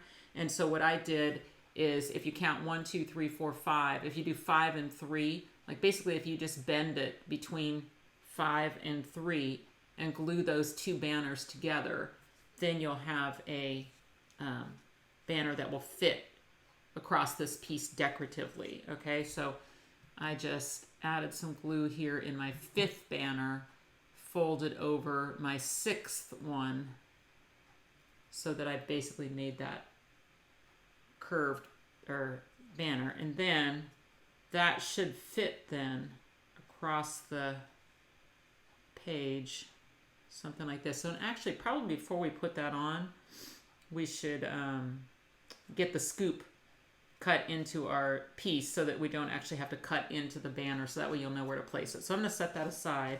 This is going inside the card. So rather than use the scoop die, we're going to just cut this one with scissors. I'll show you why, because this is kind of a cool trick. All right, so eventually this is going to be centered inside the card, so there'll be an equal amount of gray showing, okay? But for cutting the scoop or tracing the scoop, we're gonna keep the height centered. So you've got a little bit here, a little bit here. Then we're going to slide it so that it is right up on the right edge of the paper. Okay, so we're giving a wider border here. We're right up on the right edge of the paper. And if you just hold that in place while you flip it over and trace with a pencil that scoop, okay? All right, now I can take it off of there. So then now I can cut that scoop on that line that I just drew with my scissors. Okay, and then when I go and center this again, then I essentially get a little bit of a gray. See, it just gives it that more, I mean, so yes, I didn't use the die for it, but then I get that little edge, you know, around it. So yeah, I like that trick. Okay, so then that's going to go like that, and then that can help me place my banner so that I didn't, you know, end up with it on the scoop. So I guess I can glue that in first. Well, I'm going to do that. I'm going to just glue that inside the card. So we are on the inside of the card. So here we've got a top fold card. The scoop that you've already cut in it is on the right. We're opening it up, and we're working on this panel right here on the inside of the card. So we've got our piece of paper. We put the postcard on. We traced and cut the scoop. And now we're going to glue that inside the card. And then now we will center it so that the scoop ends up with a little kind of shadow around it. Okay, so like this. Okay, see that cute little shadow right there? All right, then our banner, wherever you want it to go, and what's going to go over that seam is going to be one of the little small fussy cut hearts. So we cut that little small pink one that had kind of a little white border around it. And that one's just going to go right there on the seam. So whatever order you want to do that in as far as gluing the banner. The banner connections between each one are actually really easy to bend. So you can change the curvature of this banner to your own desire. If you want it to be more curved, like it looks to me like I started out here with my one, and then I really kind of curved it up to here, and then ended kind of over here. So you can kind of curve it however you like. Okay, something like that. All right, and then I've got that pink heart to go over the seam where I put the two banners together. All right, so there's the entire inside of the card. Easy peasy, just let the paper do the work, right? Okay, so then now let's go to the front of our card. So first thing we want to do is get down this piece of paper. Once again, we have a scoop to deal with, but let me tell you, the cover plate for this one is going edge to edge on the paper, okay? So in other words, you will not see the inside edge of that scoop at all. So really we can just trace it on there and cut it. So it's more about like, okay, get it where you want it, you know. I mean, I think I may have said to do the same thing where you scoop, you know, you slide to the side just so that it's, you keep it out of the scoop completely because it'll be further in. So why don't we do that? We'll do that same trick where you start with it centered, then you slide it to the right, flip it over,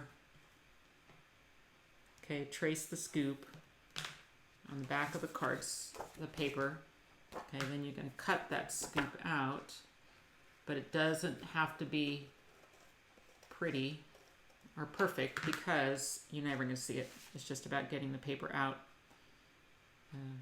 you know, out of the scoop area. All right, so then we can glue this down as well.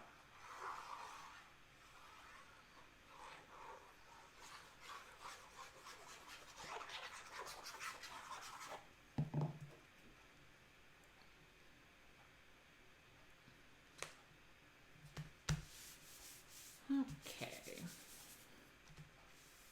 All right, so now we're ready to start working on our whirly wheel. So this one we're going to do this fun technique where we're going to make multiple wheels. So let's start by finding the wheel itself. Now, I had to use a colored pencil to stencil my arrows onto my wheel because at the time I was doing the prep work video, my stuff still hadn't arrived here, so I didn't have any of my inks or anything like that. On this original, I had actually sponged through the die with that picked raspberry pink ink, so my arrows were a little bit darker on this one. So, you know, as I told you during prep work, you can do it however you like. Or if you have a pink pen, you know, like I do actually have access to my pink pen now, so maybe I will make those a little darker. Let's see how it would look if I did a pen. You know, it adds a little, but honestly not a lot. I think I'm just going to leave it. Okay, so mine are going to be more subtle pink arrows, but I think people will get the idea. And you're supposed to spin. Now, all right, so let's just dig out all the pieces for our whirly wheel. So in this case, you're going to have multiple arms. You're going to have 3 arms. Okay, those are all cut out of the pattern paper.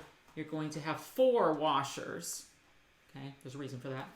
And then we're going to have 3 sleeves. Okay, we did not use the sleeve on the first card. So the way the sleeves work is there is a fold kind of like up the middle and then a tapered tab at the other end.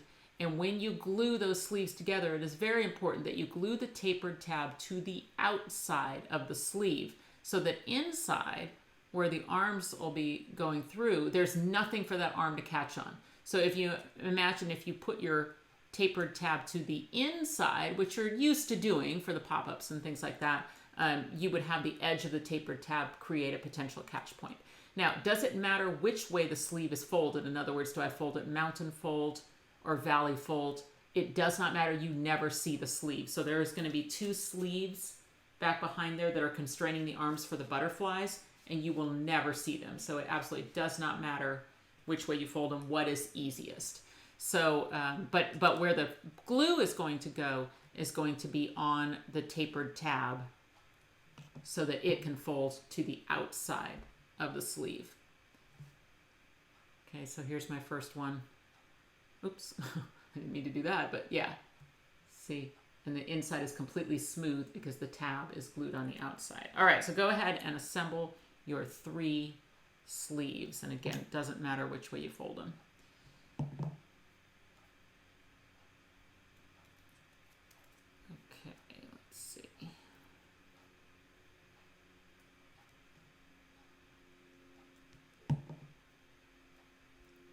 I'm really looking forward to seeing what people do this triple arm technique too. I always love it after a class where we teach a technique, you know, that I always see in our pop-up peeps, our Facebook group. I always see people's new interpretation of those techniques. I think that's really fun. Or just remaking the card, but maybe making it in different papers or a different theme or something, you know, I love seeing that. All right, so for the wheel itself, we're gonna do the same thing we did last time, which is we're gonna push the center tabs to the back. Then I like to curl them kind of inward, right? Okay, and then I'm going to put that through the shiny side so that I'm going through the shiny side of the washer to make my center spinning wheel. Okay, and then again, make sure that you flatten those things back out again. Okay. Really make sure that they're nice and flat, and then make sure that that wheel spins very easily. Okay, just free spinning washer underneath there. Okay.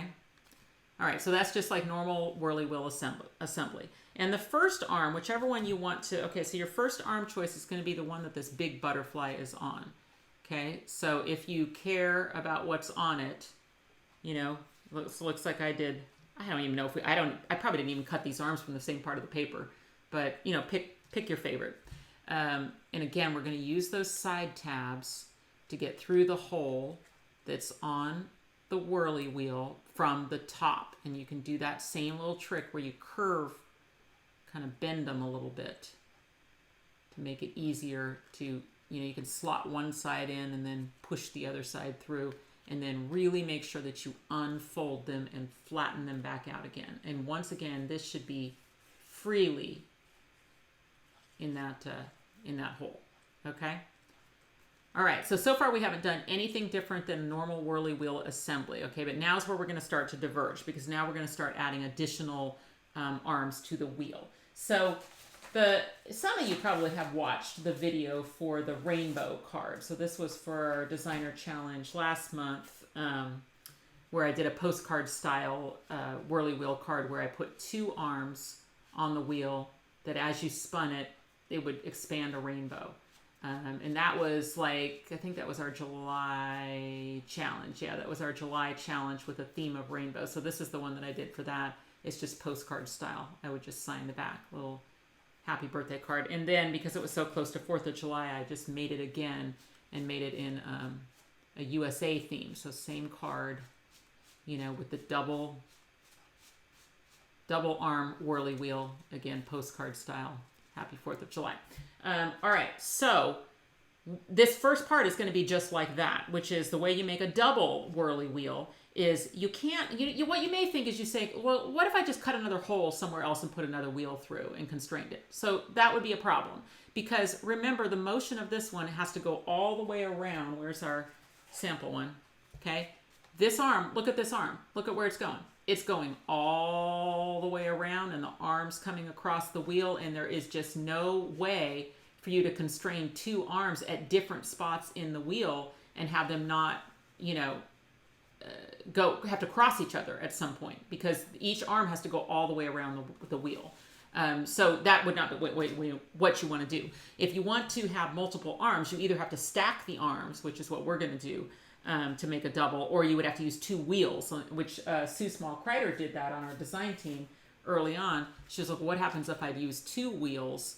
And then she put like a sheet of paper between them so you can actually spin both wheels at the same time and then get 2 motions, but one item is attached to one wheel and the other is attached to a wheel that's behind it. So she actually did separate wheels to do it this way. Okay, so that's how Sue tackled that thing. But another way you can get a double wheel is to stack one on top of the other. Okay, so what do I mean by that? So grab another arm. So this one is going to be the arm that, oh my gosh, I'm wrecking my card over here. Oh, hang on.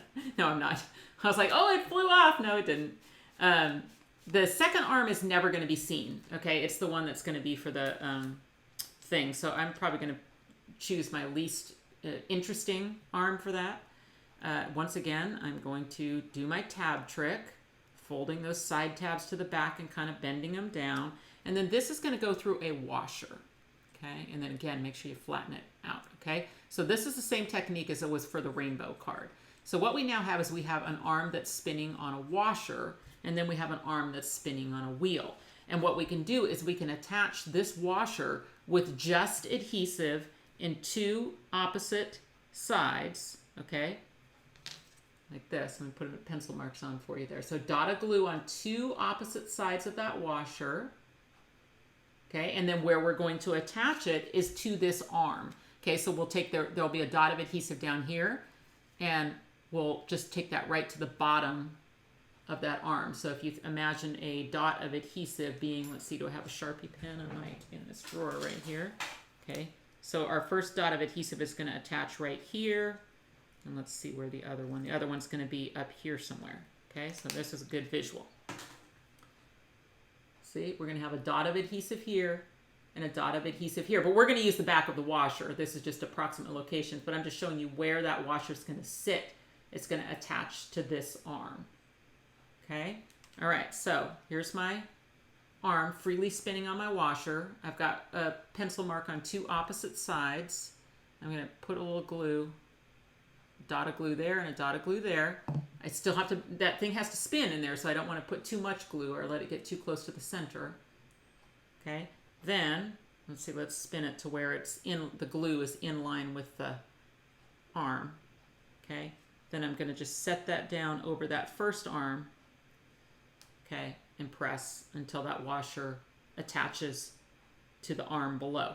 Now, the upper part of glue, the one I'm pressing right here, that one's going to adhere no problem. It's just, you know, paper to paper.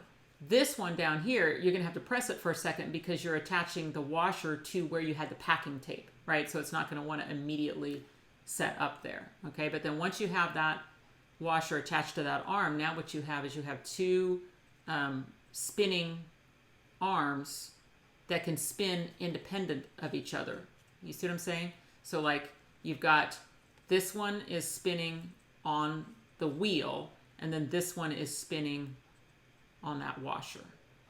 Okay, if that makes sense. Make sure. Yep. Okay. We're okay. Yep. Okay. We're good. Just make sure that it's it gives you like a. I'll tell you what I was reacting to is you think of, see, this is offset a little bit. Like, in other words, the center of this one is not where the center of this one. Otherwise, I couldn't attach the washer to the first one. So it was, you see how I have like, it feels like it should be spinning from here, but where this one is attached is through this hole back here, which is not in the same position. Let me see what I'm saying. This is where this one's spinning, and this one's where this one's spinning. And so as I was looking at it, I thought, oh my, am I pulling it out of the hole? But I'm not. And that could, if that, I just wanted to point that out because that might confuse you as well. Is like, you know, this is getting, it's like an arc, feeling an arc. But yeah, as long as you have, if you hold this one and you can spin this one, and if you can spin this back one on the wheel, then you're fine. Okay, so there's your two wheels, or your two arms. Yeah, okay, cool. So now what's going to happen is this is going to, you know what, we can add the, do we want to do that? I didn't. In the original, when I put it together, I actually put it in the card now, and then I think I'm doing it the way that I did before. Okay, so before we put this inside the card, let's do this. Let's grab your cover plate. Okay, so we did have to do a little bit of work in prep work to make our cover plate because we wanted to inlay the word congrats, okay? We wanted to inlay that, have that be flush across the front so that we can't make that a potential catch point for our sliding-ish thing here. So if you can imagine if the congrats was a elevated word, if we just glued it on top of the paper, then we run the risk of little corners and stuff catching against the words and not wanting to, perfectly cover it. So the congrats worked great as an inlay because it's all on one die and it's spaced appropriately. So we could just cut the congrats word right through the cover plate. But rather than just collect the pieces and throw them in the prep work or in the class day baggie, I thought it was important that we go ahead and assemble the word because of the center of the O, the center of the R, the center of the A. Those are tiny little pieces. And if you had to just collect those and throw them in your class day baggie, I was sure that you were going to lose them. So what we did is we just cut the word congrats into the cover plate. We turned it over. We just put a piece of packing tape behind there. So it's nice and smooth and flat. Okay. But then inside every one of those letters, it was sticky because of that tape. And then we just inlaid the pink letters that we cut and then added the centers that we had recovered from when we cut this piece. So that's how we did that one. And I think I mentioned during prep work, we don't want anything that the wheel can catch against. So this is the way to do it, is you do like clear packing tape on the back. You don't do it with like a piece of paper because then you're going to have an edge, that could potentially become a catch point for your wheel. So that's the best way to do it, is like that. All right, so what we want to do with this is we want to lay this where it's eventually going to go, which is going to be all the way to the bottom. It's the same width as the card, so it's basically going to cover the bottom half of the card. It's just going to be dropped a little bit at the top, okay? And once you get that into the position that it's going to eventually be, take your pencil and just trace the inside edge of that slot onto the card, okay? So what this is going to tell us is this is going to tell us where that slot is for, so that we can get everything working on here, and then we'll just take the sleeve off and put it through the slot instead. So we've got one sleeve that is not going to be on the finished card. It's only going to be used to test the mechanism, okay? So that's why we needed to know where that slot is so that we can place that sleeve right up to that line, that's the word I'm looking for. Okay, and then we can test our mechanism, and then we can take it off of there. So what do you use to temporarily adhere it? I mean, a tape runner, if you can rub the tape runner off. We don't like stray adhesive. Or probably the safest would be to do something like a temporary tape. Okay, and just make some small strips, top and bottom. Okay, and we're going to put that sleeve onto the card, just lined up so that the left edge of the sleeve is right up to the pencil line of our card. And that's going to be our mock slot, so that we can test everything. All right, then let's see, where's our thing? So see, that one's going to go through there. So, and that's going to pretend like it's the slot. All right, now which way do you orient it? I don't know that it would matter. I guess if the I don't know if it would matter, you know, which way that you do this clock hands, but we're going to do it the way I did it, so that we're not tempting fate, if that makes sense. So as you look at your wheel, you want the one that is underneath the washer. So the first one, the one that is attached through the hole. So this one, okay, that one's going to be the one that does our big butterfly. And then the washer one's going to be the one that goes out through this sleeve. Okay, so if you were orienting your arms, you would want it like this. Okay, what's the difference? Well, it would be this, right? It would be if the one that is in the washer came up and the one that was underneath came this way. And I don't think it would matter, but I also know that it works the way I did it, so I just want to do it the way I did it. Okay, so we want it this way. All right, so we can attach this to the card now. And again, the way we attach it to the card is we put adhesive only on the perimeter of the washer. And I like to do that with a ... And I think what makes sense, glue dots on there too, is even to protect your wheel from any stray glue as you do it. Okay, so. All right, so I'm just going to do ... around the perimeter with my glue. And really try to be very far out on that washer so that those tabs in the center can freely spin in that distance. Okay, you can see I've got plenty of clearance there. Even if my glue squished out a little bit, it wouldn't get all the way into where it was underneath those tabs. If you have a bigger dot of glue, then you run that risk. Okay, so you want small, small, small little dots of glue just around the perimeter of the washer. Okay, now I'm going to take those out. Okay, as far as placement goes, don't worry about your arms because you can reposition them. But you want the edge of the wheel to be kind of along the edge of the card, and you know, up a little bit from the bottom. So yeah, so that we're in the scoop, you know. Let's see how far down I am on this one. Yep, it's right where I am. Okay, and again, just give it a second. Make sure that that washer is attached. You can just hold your arm somewhere. Test that. Okay, make sure that it is nicely attached. Nothing's getting caught or anything like that as you go around. Okay, so it is good and attached. All right, so again, now let's position this the way we want it. All right, so we want to separate these two arms into an L. Okay, and let's get to let's spin that wheel. Actually, let's get that thing down to its lowest position, which is here in this kind of like diagonally towards there. All right, so what did I just say? This one's going to be my upper arm, okay, for my butterfly, and this one's going to be my side arm. Okay, so we can put this through the sleeve. All right, that one's constrained. All right, so for this one, we're going to try and test our location. All right, I gave you a little, those of you who have kits, I gave you a little picture of this from when I made the original. I was smart enough to take a picture of it before I put the whole thing together, but this is going to be a really good visual for you to try and get this one is set. This one's set by the cover plate. We already put that in position. These two, we can put them in different places, which we don't even have that arm on yet, but we have this one on, okay? So we can slide that sleeve down on it. And it looks to me like, because we have that big butterfly that we're going to try and keep in the card in the closed position, in the lowest position. So the lowest position is when you're basically kind of in line with the corner right there. That's about as low, let's see. Yeah, it doesn't really get any lower than that. It just kind of slides across from there. Okay, so I would say the lowest position, the closed position, right? Because with the closed position is we want this one as far in as we can get it. So probably I would say just look, visually right here. Don't worry about that one. That one's already constrained. Okay, we can put that sleeve somewhere such that when we attach this butterfly, it stays in the card in the closed position. So let's take a look here. Looks to me, we want to be able to see it. We want to be able to see a little bit of it. Okay.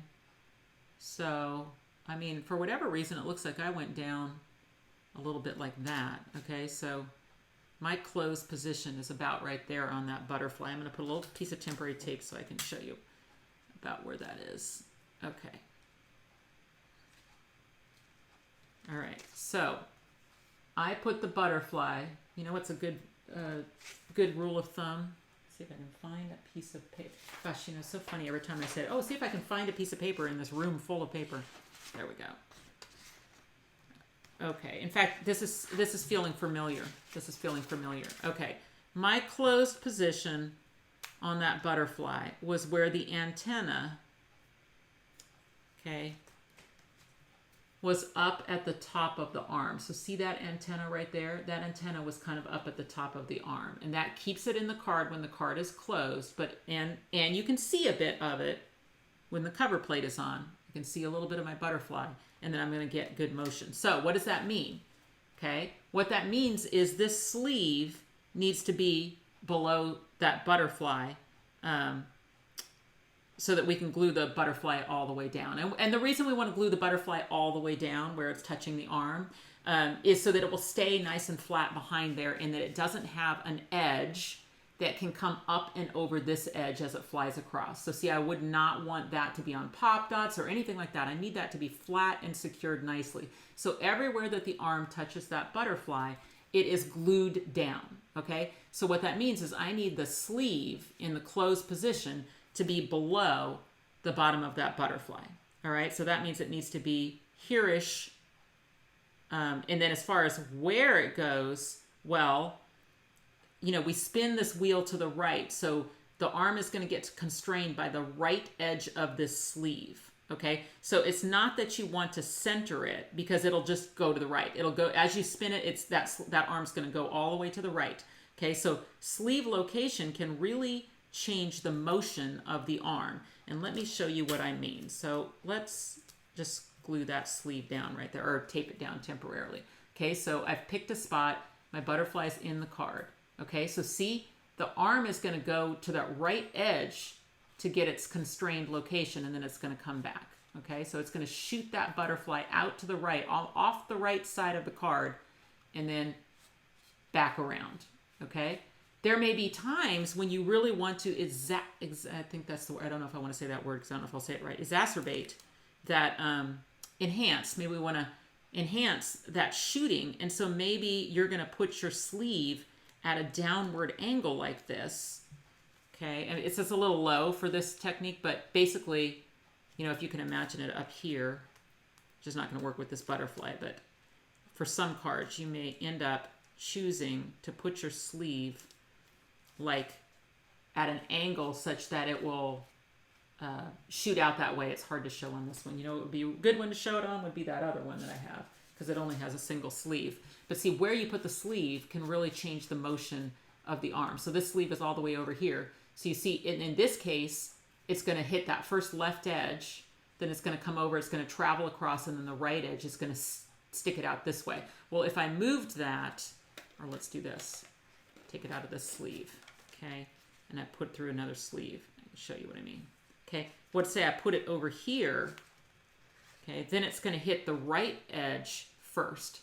So if I have the sleeve angled with the thing, then it'll really shoot it out to the right versus having it like this, okay, then it doesn't shoot quite as far. So that's what I'm trying to say, is that you can really explore the different motions that you get with your arms based on how you constrain it, like what angle your thing is. But back to our card here, where we want this one is we want to get down to our lowest position, which again, look diagonally so that you're diagonally into it. We want to be above the arm but below the butterfly. And we want to keep that butterfly in the card. So I'm going to pull my sleeve over until my butterfly wing is in my card. And I'm going to check this position right here because I think this is going to be a good position.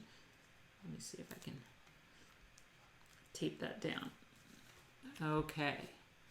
Well, no, because my butterfly went a little lower. So I've got to, I don't want my butterfly, I want to glue that butterfly all the way down. So I'm going to lower my sleeve a bit here. Okay, that one's working. Okay, so you got to check it. It is possible to get a sleeve. Sorry, I keep putting my nose in the camera, y'all. It is possible to get the sleeve too close to the wheel, and then you don't have the ability to get, it won't go all the way around because it's constrained too much, you know? So, you know, definitely explore. You always make sure that you've got good motion, you know, before you seal it all up, you know, by making your sleeves permanent and then putting a cover plate on it. But this is working just fine. So I like this. It keeps my butterfly in the card when the card is closed. My sleeve is below the butterfly, so that's good.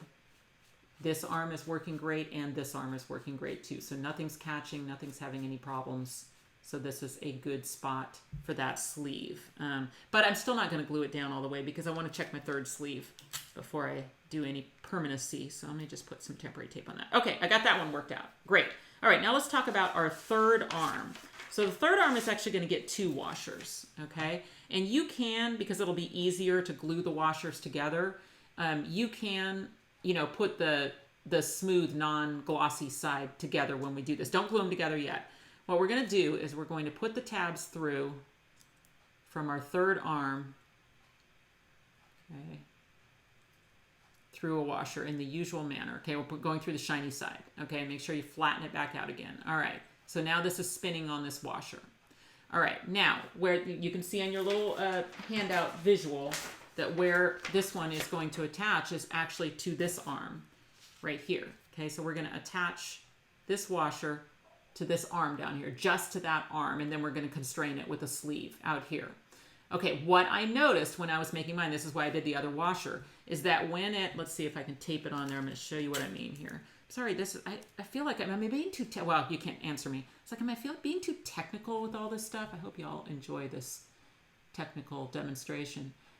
What I found with my original is what I was worried about. It wasn't happening, but I was worried about it, you know, over time, is look, this wheel is going, this washer is going to clear the edge of this wheel. And remember, you've got 2 little tabs behind there. So what you don't want to have happen is that as you spin it around, the tabs from this arm catch on the edge of the wheel. Okay, so that, it's not happening right now. You can see it's not catching, but we don't know what the mail is going to do, you know what I mean, when it goes through the mail and stuff like that. So, it's definitely a potential for those tabs back there to catch on the edge of this wheel. So my way of avoiding that just ahead of time, just so that it wouldn't become an issue, is to glue another washer behind here just on an edge, okay, so that my tabs are in between the 2 washers, okay? So again, it's got to be just on the perimeter. It's got to be just on the perimeter. And I think what's the best is if we do this, okay? So we add just a little dot of glue up here, and we only attach it on one side like this. Okay, so imagine that being my glue. And then I glue this on there. And now I've got those washers attached, but only to the glue. Then I can still put a little glue in between the layers, okay? And I can sandwich it around that arm right there. Okay, so then the washer behind is glued to the back of the arm. The washer on top is glued to the front of the arm, but just only on the perimeter so that this one can still spin. All right, I'm going to do that, and then I'm going to explain it as best I can. I've got to stop putting my nose in the shot, y'all. I never even realized how big my nose was until I saw it on this camera. Okay, so here we go. Let's do this. A little bit of glue up here. Okay. All right, then I'm just going to, for convenience sake, I'm going to take the flat side of the washer to that glue so that I don't have to wait forever for it to, really technically this washer really didn't even need to be shiny, but it doesn't hurt anything that it's shiny, you know. Okay, so make sure it's just the washers themselves that are gluing together. This can still spin, okay, between the 2 washers. All right, so let's get back to where I glued it at the top there. Okay, so see how I can separate that? Okay, so what I can separate that is I can put a little dot of glue, a little bit of glue here, and a little bit of glue on the opposite one. A little bit of glue there, a little bit of glue there, okay? Then what I'm gonna do is I'm gonna take that washer and I'm gonna put it right over the edge of that arm, okay? So that it's actually attaching to this arm right here, okay? And, you know, just sandwiched around it, but just a smidge because we don't want to get up into where our tabs are spinning, okay? So that's the visual that you see right here, okay? That's the visual that you see right here. You see that washer attached to that arm right there. Now on this one, I had it a little bit further out in the arm. Let me bring this back. I haven't glued that on yet. Let's see. Let me make sure this is in the right position. Okay. On my original, go down to your low position. I actually had it on the arm out a little bit, which I think is fine. What I worried about that is whether or not even the washer, when it clears the wheel, could the edge of the washer catch against the wheel right there, okay? So I didn't want that to happen. So my thought was on class day here, we'll move it in a little bit. So we'll move it, so it's just attaching to the arm, but that it actually overlaps this washer a little bit. So that way it will, when we spin it into this position, that washer will always have a little bit overlapping the wheel. Does that make sense? Like it's never going to have the opportunity to catch against the wheel. Okay, so see what I'm doing there? All right. I know. I'm like, I can already feel the people feeling like, oh, this is technical. I know it's technical, but it's so fun. It's such a fun technique. Okay, like if you're, I'm going to give you a little pep talk here. If you, try it. Look, try it. If you are scared to do it with your good paper, well, you know what? Let me put it to you this way. You could always take this one off, right, and have one butterfly flying and then just use your other butterfly flat somewhere. So if you know, give you a little pep talk. It's a fun technique. I want you to try it. It's just paper, right? Okay, so we're going to put a little bit of glue in our, like we're going to try and glue just the outside edge together. But before we glue it together, we're going to sandwich it around that arm. Okay, so I just got a little bit of glue on the edge on both sides. All right, then I'm going to go onto this arm just a little bit. It's just that glue that's... Okay, all right, let's take a look-see. All right, so let's see. If I take this out, maybe that will help you. Okay, can you see that the back washer is attached to the back of this arm, and the front of the washer is attached to the front of this arm, but it's really only attached to this arm. See? It's only attached to this arm. It's not attached to the wheel. It's not even attached to this washer. It is literally only attached to this arm, and it's just sandwiched around it, just with one little spot of glue. And this arm, if I can constrain this one, this arm, look at that. You can still move that arm within those two washers. Okay, so everything, we got all sorts of joints here now. Okay, so now let's put this one back through here. Okay, and now we got to find our constrained position. We got to find our sleeve position for arm number 3. So let's slide the sleeve on. Okay, if you go back to your handout, I gave you a little visual for where I thought would be a good spot for that sleeve. Okay, let's start. I mean, it looks like there's a fair bit of arm here that ended up being cut off from that small butterfly. So here's our small butterfly. Okay, so let's find our lowest position. Okay, so that we're looking diagonally. Okay, let's find a position for that butterfly. Look at me not putting my glue back. Who am I? All right, and let's just hold that sleeve and see what kind of motion we get. Okay. Oh my gosh, this is fun. It's like fluttering all over the place. Yeah, that's awesome. Yeah, so we want that to stay in the card. Yeah, oh, there is a little bug on my... Sorry, buddy. Okay. Yeah, so we just have to find a spot for that. Where you get... And you're going to get kind of a fun motion, you know, because like this one's attached to this one. So they're not all doing the same thing, if that makes sense. So as this one comes out, it slides this one over in its sleeve. So the first motion of that butterfly See how it travels across the sleeve? And then when it reaches here and these ones are all the way out, then it starts to come back. So you get all sorts of fun motion here. Okay, so really, yeah, that works. Let's see what it looks like with the cover plate on it. Looks like I was a little lower than that. Okay, maybe down something like that. You're going to have all the room in the world to mess with that third sleeve. Okay, but let's just find a spot. I'm all about the testing. Okay, now I've got my hand out of the way, and you know what? Let's do it like this. Let's just take this sleeve off down here because we don't need it. We've got this. Okay, let's put the thing through this. Okay, now I have to find a spot to hold it. I'm going to hold it in this bottom right corner. Okay, I'm going to really pinch it here. Okay, and then let's look. Yep. I kind of feel like with this left butterfly, first of all, I want it a little higher because I'm only seeing one wing. Okay. And I kind of feel like it's like, let me look back on this one. This one wasn't flying so far. Oh, sorry, not even on camera. This one wasn't flying so far out of the card. So that's sleeve position. Okay, so let's take a look. Oh, well, here, I've got that picture. Got that picture of where my sleeve was. So let's mess with that. So this one, I think we need to move it over. A little bit over this way. Okay, now let's see.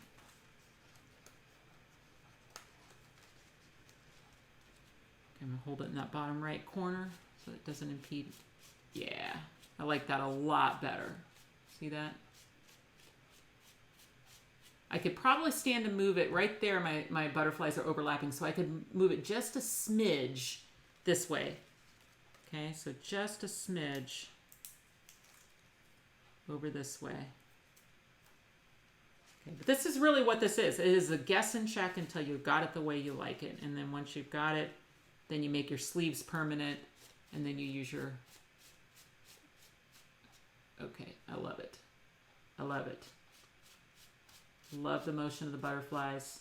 Perfect. Okay, cool. All right, so I'm ready for permanent sleeve assembly. So the important thing is hold it in place while you get your tape off. Okay, and then I'm going to go underneath it with a dot of glue. Okay, there. Okay, this temporary adhesive's coming off. Okay, just for good measure, I'm going to put a little glue over here too. Underneath this one. Okay, this one, we like this location. I'm going to put a little adhesive underneath that sleeve. Okay, this one's coming off. Okay, permanent here. Okay, so now this one I don't have a sleeve on, so I'm just going to have to hold it. This one, meaning, because this one makes a difference in how that one moves. Yep. That's working great. Okay, so now I want to adhere this permanently. And if you recall, I want to keep it in the card where the top antenna is. So it looks to me like I can do this antenna, I can do this antenna like this. That's how I can do my adhesive. But, you know, just for good measure, I'll slide something underneath that while I glue that on. Okay. I got to keep it above the sleeve. Okay, let's see how I did. Yep, stays in the card, flies out of the card. Of course, this one's not constrained in the right spot, so it'll be like more like that once it's constrained. Okay, so then I can take this little chunk of arm off.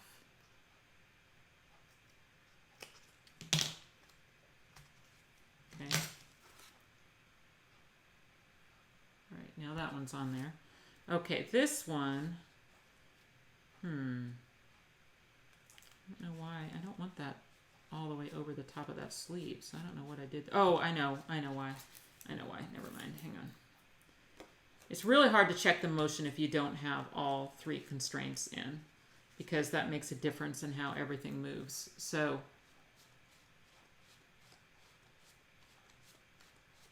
okay. I almost want to put the sleeve back on. Hang on. I'm my little butterfly there. I'm trying to figure out if I need to move that sleeve because I don't like that butterfly on top of it. I'm not exactly sure why I did it that way.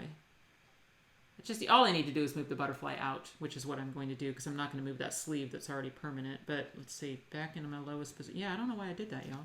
Some of you were probably yelling at the screen like, Karen, you're putting that sleeve too high. But that's fine. I'm just going to move the butterfly up. It still has room to stay in the card. So I'm going to just move that butterfly up. Because I definitely don't want it to get down over my sleeve in the closed position. Okay. Let's check it now. Yep. Good motion. Not getting into my sleeve. It really is a fun card. There's absolutely no need for me to spin it 3 times every time I check it, y'all. This is just because it's fun. Because it's fun. All right, this one can come off. Whew. All right, we did all the hard part. All right, so now figuring out where we can put pop dots or foam tape. This is hard to do without that sleeve on. We can put a little one down. Remember, we're going all the way to the edges, so that's going to actually help us. So where's my foam tape? Yeah. Boy, give me a table and I will just fill it with my stuff. There it is. Okay. All right, let's start in this bottom right corner because that's the one where we have kind of the least amount of space. And I sort of liked that idea of making like a triangle pop dot, you know, to really keep it away from the wheel. Although you have plenty of room, so that's probably plenty. Over here, you've got lots of room. Looking to see what I did here. So you have to watch on your butterfly wing. You know, you almost have to keep your pop dot between the wheel and the butterfly there, so that because at least on this one, the butterfly shoots out past the corner of the card and then comes back around. Okay, and over here, it looks like I was able to go all the way up on this one. Now we'll have to see on this one whether I can or I can't.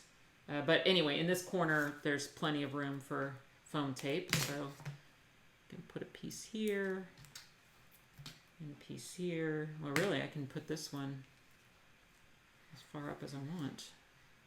Well, I don't want to impede that butterfly, so I'll just go to here.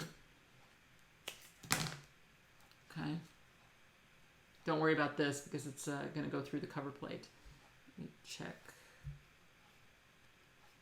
Doesn't really seem, it feels like I could go, oh, well, I guess I got to think about how high this thing is too. Sorry. Yeah, this only goes this high. So that's plenty. We're going to call that good. Over here, okay, my cover plate ends here, but as you see, the butterfly's good. So it's going to have to just be in here. Okay, so we're going to have a little piece of foam tape out of the wheel area and out of the butterfly flying area. So something like that. And then I don't think I would try anything across here. I know I didn't, because these things are filling that whole space with the motion. You know what I mean? So see, that one flies right past center and then back in again. So nothing across the top, just leave that open. All right. Now, before we put this on to the pop dots, if you like the look of the inked edge, I didn't do a lot of inking on this card. I literally only inked the edge of the cover plate, and then I inked the edge of 100% Wonderful. And other than that, I didn't do any inking. And I don't know why, really. It's just that it was kind of like a subtle, it just looked subtle. And I only felt like I needed just a little bit of pink ink to draw in this bright pink from the, that's the only thing. Oh, I guess I inked this one too. But for the most part, I didn't ink the butterflies or anything. I just kept it, you know, pretty neutral. But if you like the look of the inked edges and you've got some pink ink, I'm using Picked Raspberry here. And I think I'm going to start by just using it with whatever ink was still on it, because Picked Raspberry is a pretty bright color. So I'm not going to actually ink it. I'm just going to use whatever was already in my foam, because I can always add more. And it will fade out too. So if you don't like the look of it at first, give it a day and it'll fade out, but that's good. And then while I have that out, I'm going to go ahead and hit the edges of 100% Wonderful. So, okay. So, all right, 100% Wonderful. All right, we're almost there, y'all. We are almost there. Okay, so now we can peel up these tapes so that they're sticky. I kind of feel like I probably could have put a little bit more down here, but that'll be enough. It'll be fine. This one, don't let your arm stick to the foam tape because it's got to come through the cover plate. So through the cover plate. Then this is going to be easy to line up because the cover plate goes right to the edges of the card. Okay. So just right to the edges of the card on your cover plate and just attach it to those pop dots. Oh, moment of truth. Okay, now let's say you started spinning it and you felt resistance. It just wasn't working somewhere or whatever. It's probably because if it was working before and the only thing you did is added your cover plate on the pop dots, then it's your pop dots. It's definitely your foam tape is too close to your wheel somewhere. Don't try to force it. Just carefully peel your cover plate off and, try it without the cover plate on, but the foam tape still in place to figure out where it's catching. But mine is working great. All right, we are almost done. Okay, so in its lowest position, I obviously have this arm is too long. It sticks out of the card. So the first thing I want to do is lowest position, or meaning, it can't go any further, or let's see, what am I trying to say? The closed position, right? So something like this, all right? That is as long as the arm can be, or else it would stick out of the card. Okay, now it might get a little shorter. See, right there? It gets a little shorter, but as long as it stays out of the slot, you're fine. Okay, so actually, you know what? We should bring it to where the arm is as much in as it's ever going to be with that arm. So even though your butterflies are flying right now, that's important because we cannot have adhesive anywhere where the arm is ever going to dip below the slot. Does that make sense? So your adhesive has to be just right out on the end of the arm, and that's such a good visual for why. Because only that amount of arm stays on top of the card at all times, right? So every other part of that arm will occasionally dip below the slot. So even in this position, which is our closed position, to get back to that position, it's going to come out, it's going to come around, but it's going to go through the slot into the interior a bit before it returns to its lowest position for these guys, okay? So important that don't think that you have all this room for adhesive. You don't. You only have that outer thing for adhesive. All right, what are we going to attach to it? We're going to make ourselves a little collage from our leftover pieces here. Okay. I feel like I cut out a different heart than what I did the first time. Did I use that other heart somewhere else? No, I think I just picked the wrong... Well, I hit the wrong one. It's just a different one. Oh, no, I see. I just cut it closer in. Oh, all right. Well, when I fussy cut this one, I didn't fussy cut it as close in as I did on this one, which I don't think... You know what? I'm not even going to mess with it. It'll be fine. It's just a decorative heart. On this one, I obviously cut a little bit further in to make it a little smaller, but I think it'll be fine like this. This one, I started with the picked raspberry, and then it blended too much into my frame, so I ended up going over the top of it with a little vintage photo. So I think I'm just going to do the vintage photo this time instead of the pink and the brown, because that was kind of more like an accident than it was an intention. So a little vintage photo. Yeah, that'll be nice. All right, so here's what we're going to do. We are going to frame this little rose piece with this one. So let's go ahead and glue that on. Just around the perimeter is fine.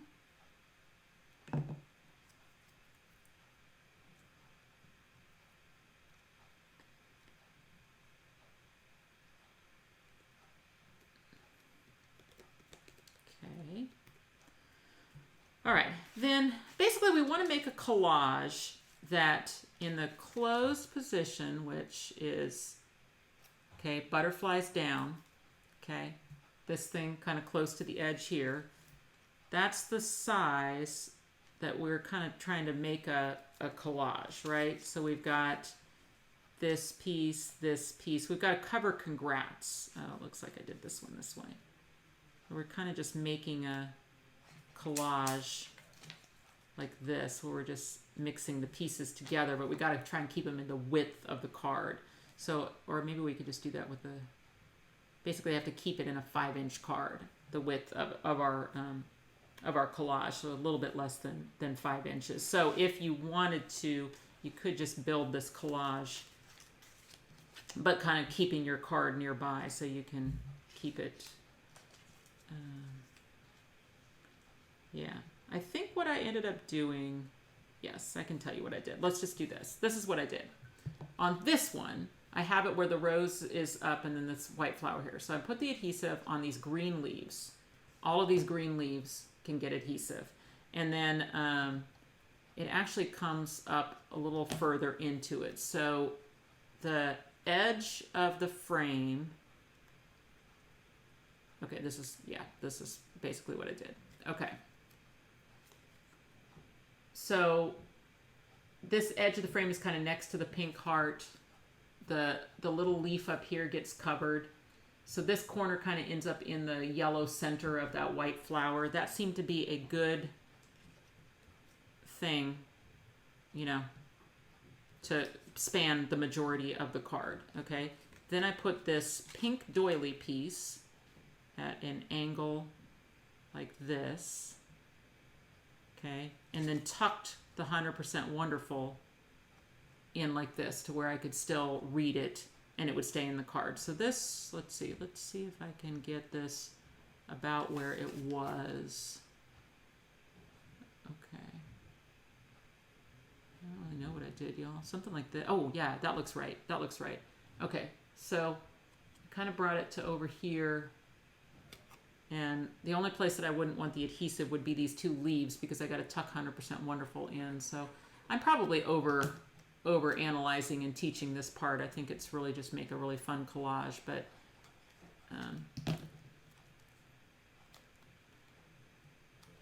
okay, so there's my doily piece sticking up something like that. And then I took 100% Wonderful and I tucked it in so that it was still legible, okay?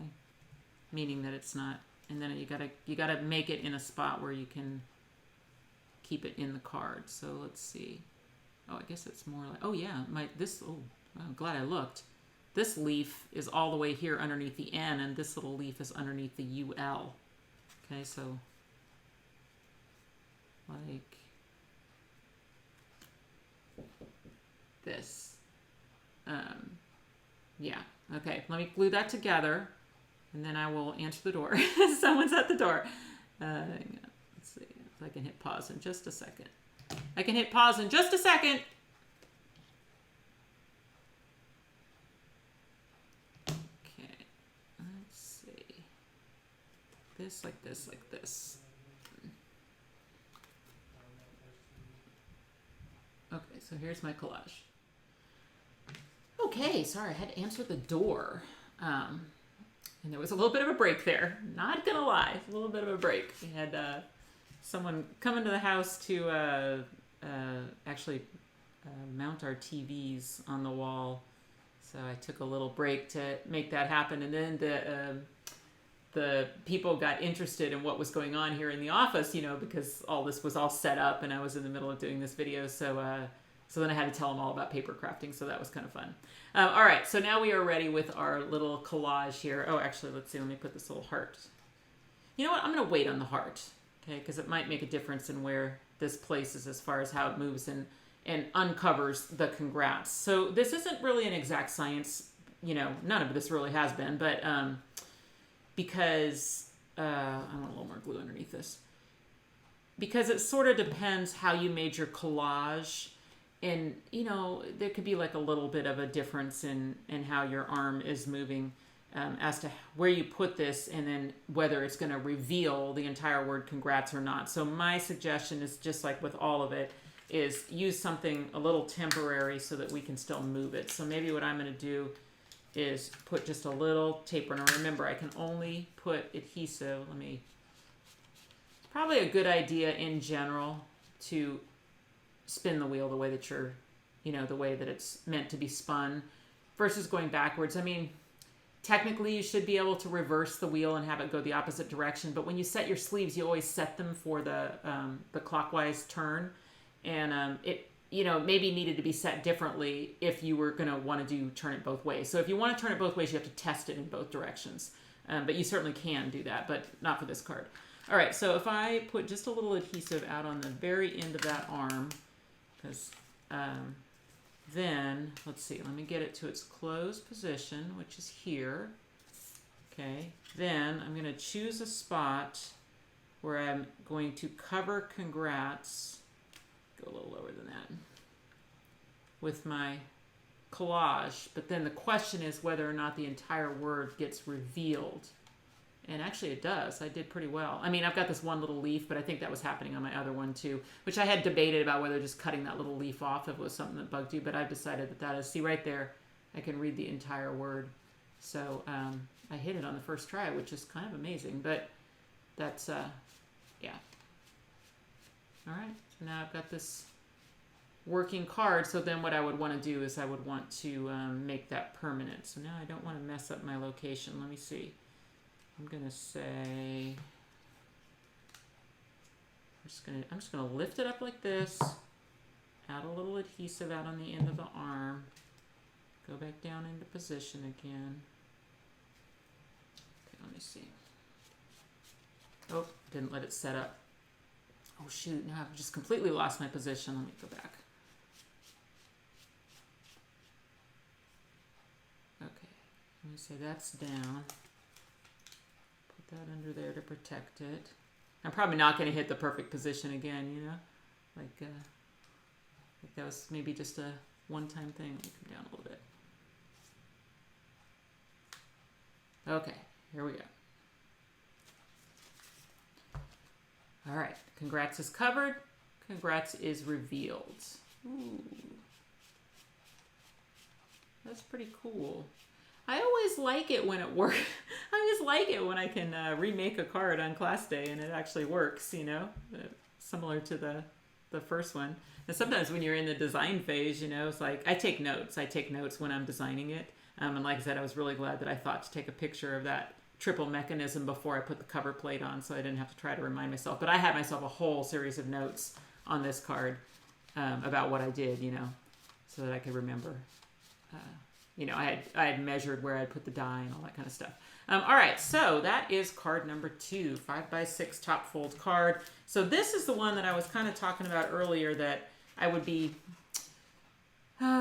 maybe a little concerned about. Well, I don't know about concerned is the right word, but I mean, it would be really great if you could mail this in a bubble mailer, because, you know, the concern is the squishing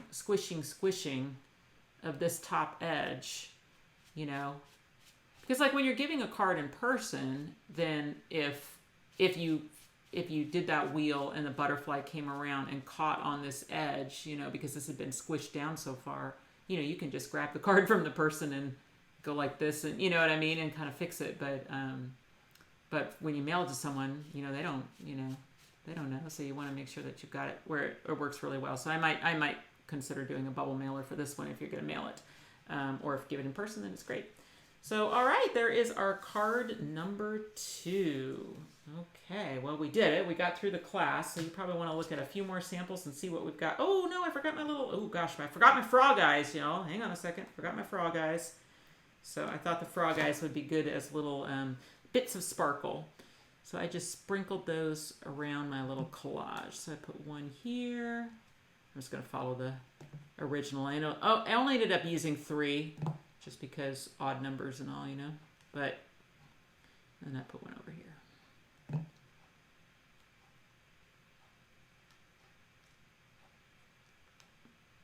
Okay. There. Now it's done. Now it's done. So we did talk during prep work about doing this technique and maybe not making it a congrats card. And I was mentioning that if you're going to use a die cut word, I would plan on doing the inlay. You could try it. You can always try it. You know, it could be that your item is just going to skim right across that word, or you can do things where if an edge is always up on the word, if that makes sense, then it can't fall down next to the word and get caught. So you can definitely try it. You know, I would make a sample first.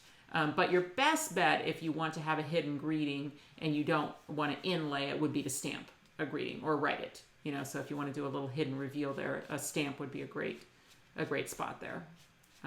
And you could do a bigger collage, like it doesn't have to be this shape, right? So you could do a bigger collage with some additional elements so that, let's say you wanted to use this, you know, you bring the sparkle and I'll bring the snacks. Like, let's say you wanted to stamp that in the middle of your cover plate. We'll just add a little bit more collage element until you've got it covered.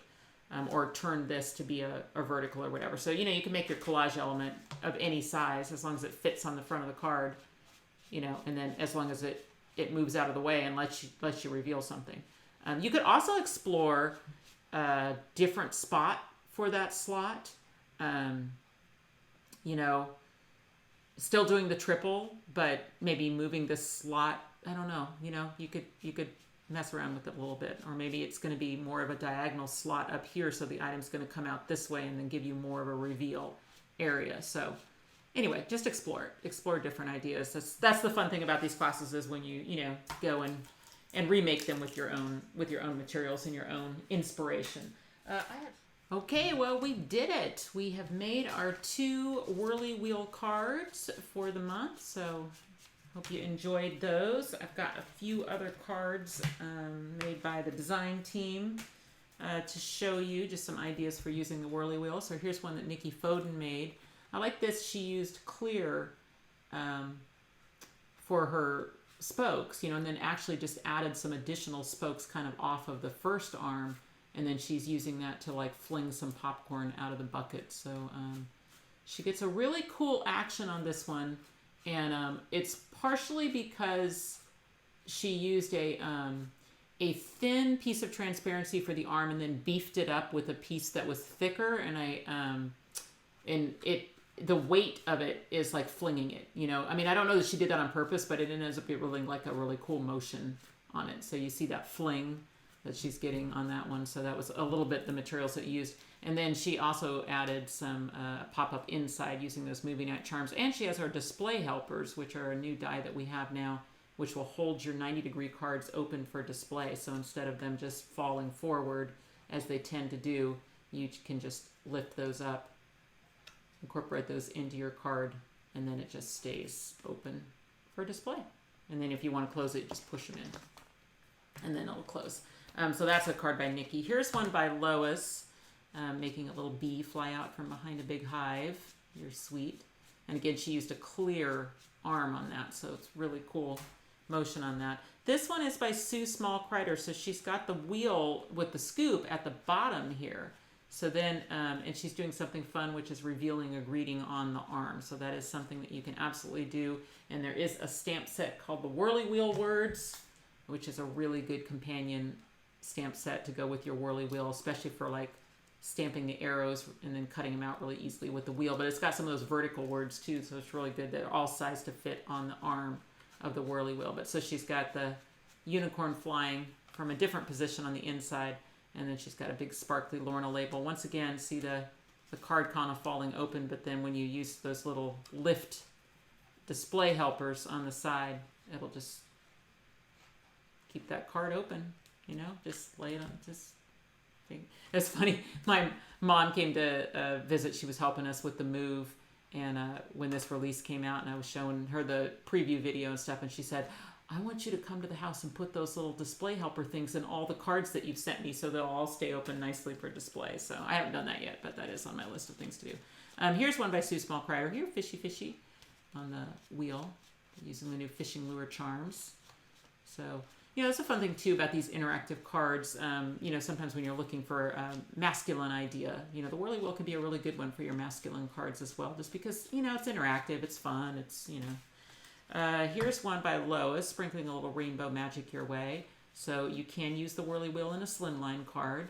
You see here, she's got the unicorn coming up from behind the rainbow. And I love that you don't see any of the unicorn. You don't know what's going to happen when you spin that wheel until you spin it. And then it comes out. You saw that one. This is the one from the packaging. So kind of some of this was really the inspiration for the class card, really, because I liked doing that, you know, effect with the clouds. This one is a birthday card, Make a Wish. Just a different way you can use the pieces that are in the die set. And then this one was one, I did do a video on this one. You'll find it on the Whirly Wheel die set on our website when you go to KarenBurniston.com. But so you can't get these stamps anymore. These are really old stamps from Rubber Baby Buggy Bumpers, which was a stamp company that I loved, you know, and now I'm trying to remember what year. I say in the video, but it was like over 20 years ago that I made a card like this with this little noxious British boy coming up from behind these little tombstones and then spinning across and going back. And I had made it by hand. I had just, you know what I mean? I used decorative edge scissors to like make the wheel have, you know, teeth, you know, to be able to spin it and stuff. And so that was kind of probably the first time I made a wheel card. And I actually had forgotten all about it. But then when I was moving, I came across this like newsletter from Rubber Baby Buggy Bumpers where they had published this card. And it was the timing of it was like crazy because I was like, well, I just came up, you know, 20 however many years later. And then I thought, hey, you know, I should do that wheel thing as a die.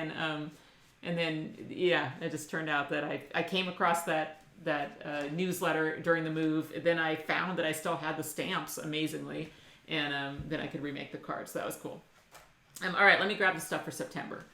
Okay, so for September, we are sticking with Uniquely Creative for the papers. Your 4 required dies for September will be the Arch pop-up. We're going to do the Movie Night Charms, the Rainbow add-ons, and then the Party Balloons. So once again, we're using the Arch for both cards. So the first one is going to, you know, feature those rainbows on the front, one of our stamp sets that is kind of related to rainbows, sprinkling a little rainbow magic your way. And then we're going to do a big, pretty balloon arch that also has some clouds and things kind of mixed in, and it just says, "You brighten my day." So really leaning on those Uniquely Creative papers. They're just gorgeous. Just loved how that turned out. So anyway, that one is going to be our first card. If I remember correctly, I think that is, no, I think it's 4.5. So 4.5 by 6. So a little bit larger than an A2 size card on that first one. Yeah. And then for the second one, because again, when we stick with the same die set, then I like to kind of change things up a little bit. So for this one, we're going to take that that movie strip, that film strip that comes in the Movie Night Charms. You can see You Deserve a Standing Ovation, Lights, Camera, Celebrate. And we're going to bring that film strip kind of up and over the arch. And then it just has kind of that again, beautiful papers. And this is just a birthday card. So this one is, let me tell you, it is a little bit, 1, 2, 3, 4. So this is 4 3/4 by, looks like 6. Okay, so I guess a little bit bigger than this one. Yeah. So this one's 4.5 by 6. This one's 4 3/4 by 6. And some of that is like matching the, you know, the papers that we're using and stuff so that we could get, you know, I could get all the stuff that I wanted to capture from the papers into the cards. So that one will be a Zoom class. It would have been really good if I looked up the date. You know what? I'll float it right here, the date that is. But you will be able to get those kits from any of the stores that you know, follow this program, or from our website once they're available. So we don't put them up until they're ready to ship. So they're not up on our website now, but they will turn up in the kits and classes area when they're ready to ship. Some of the stores may be ready to ship on them already, so you can just check on that events tab and see everybody who is making kits for September. And anyway. So thanks, y'all. I hope you had a good time. And for some of you, hope a lot of you, we will see you next month on the Zoom. Bye.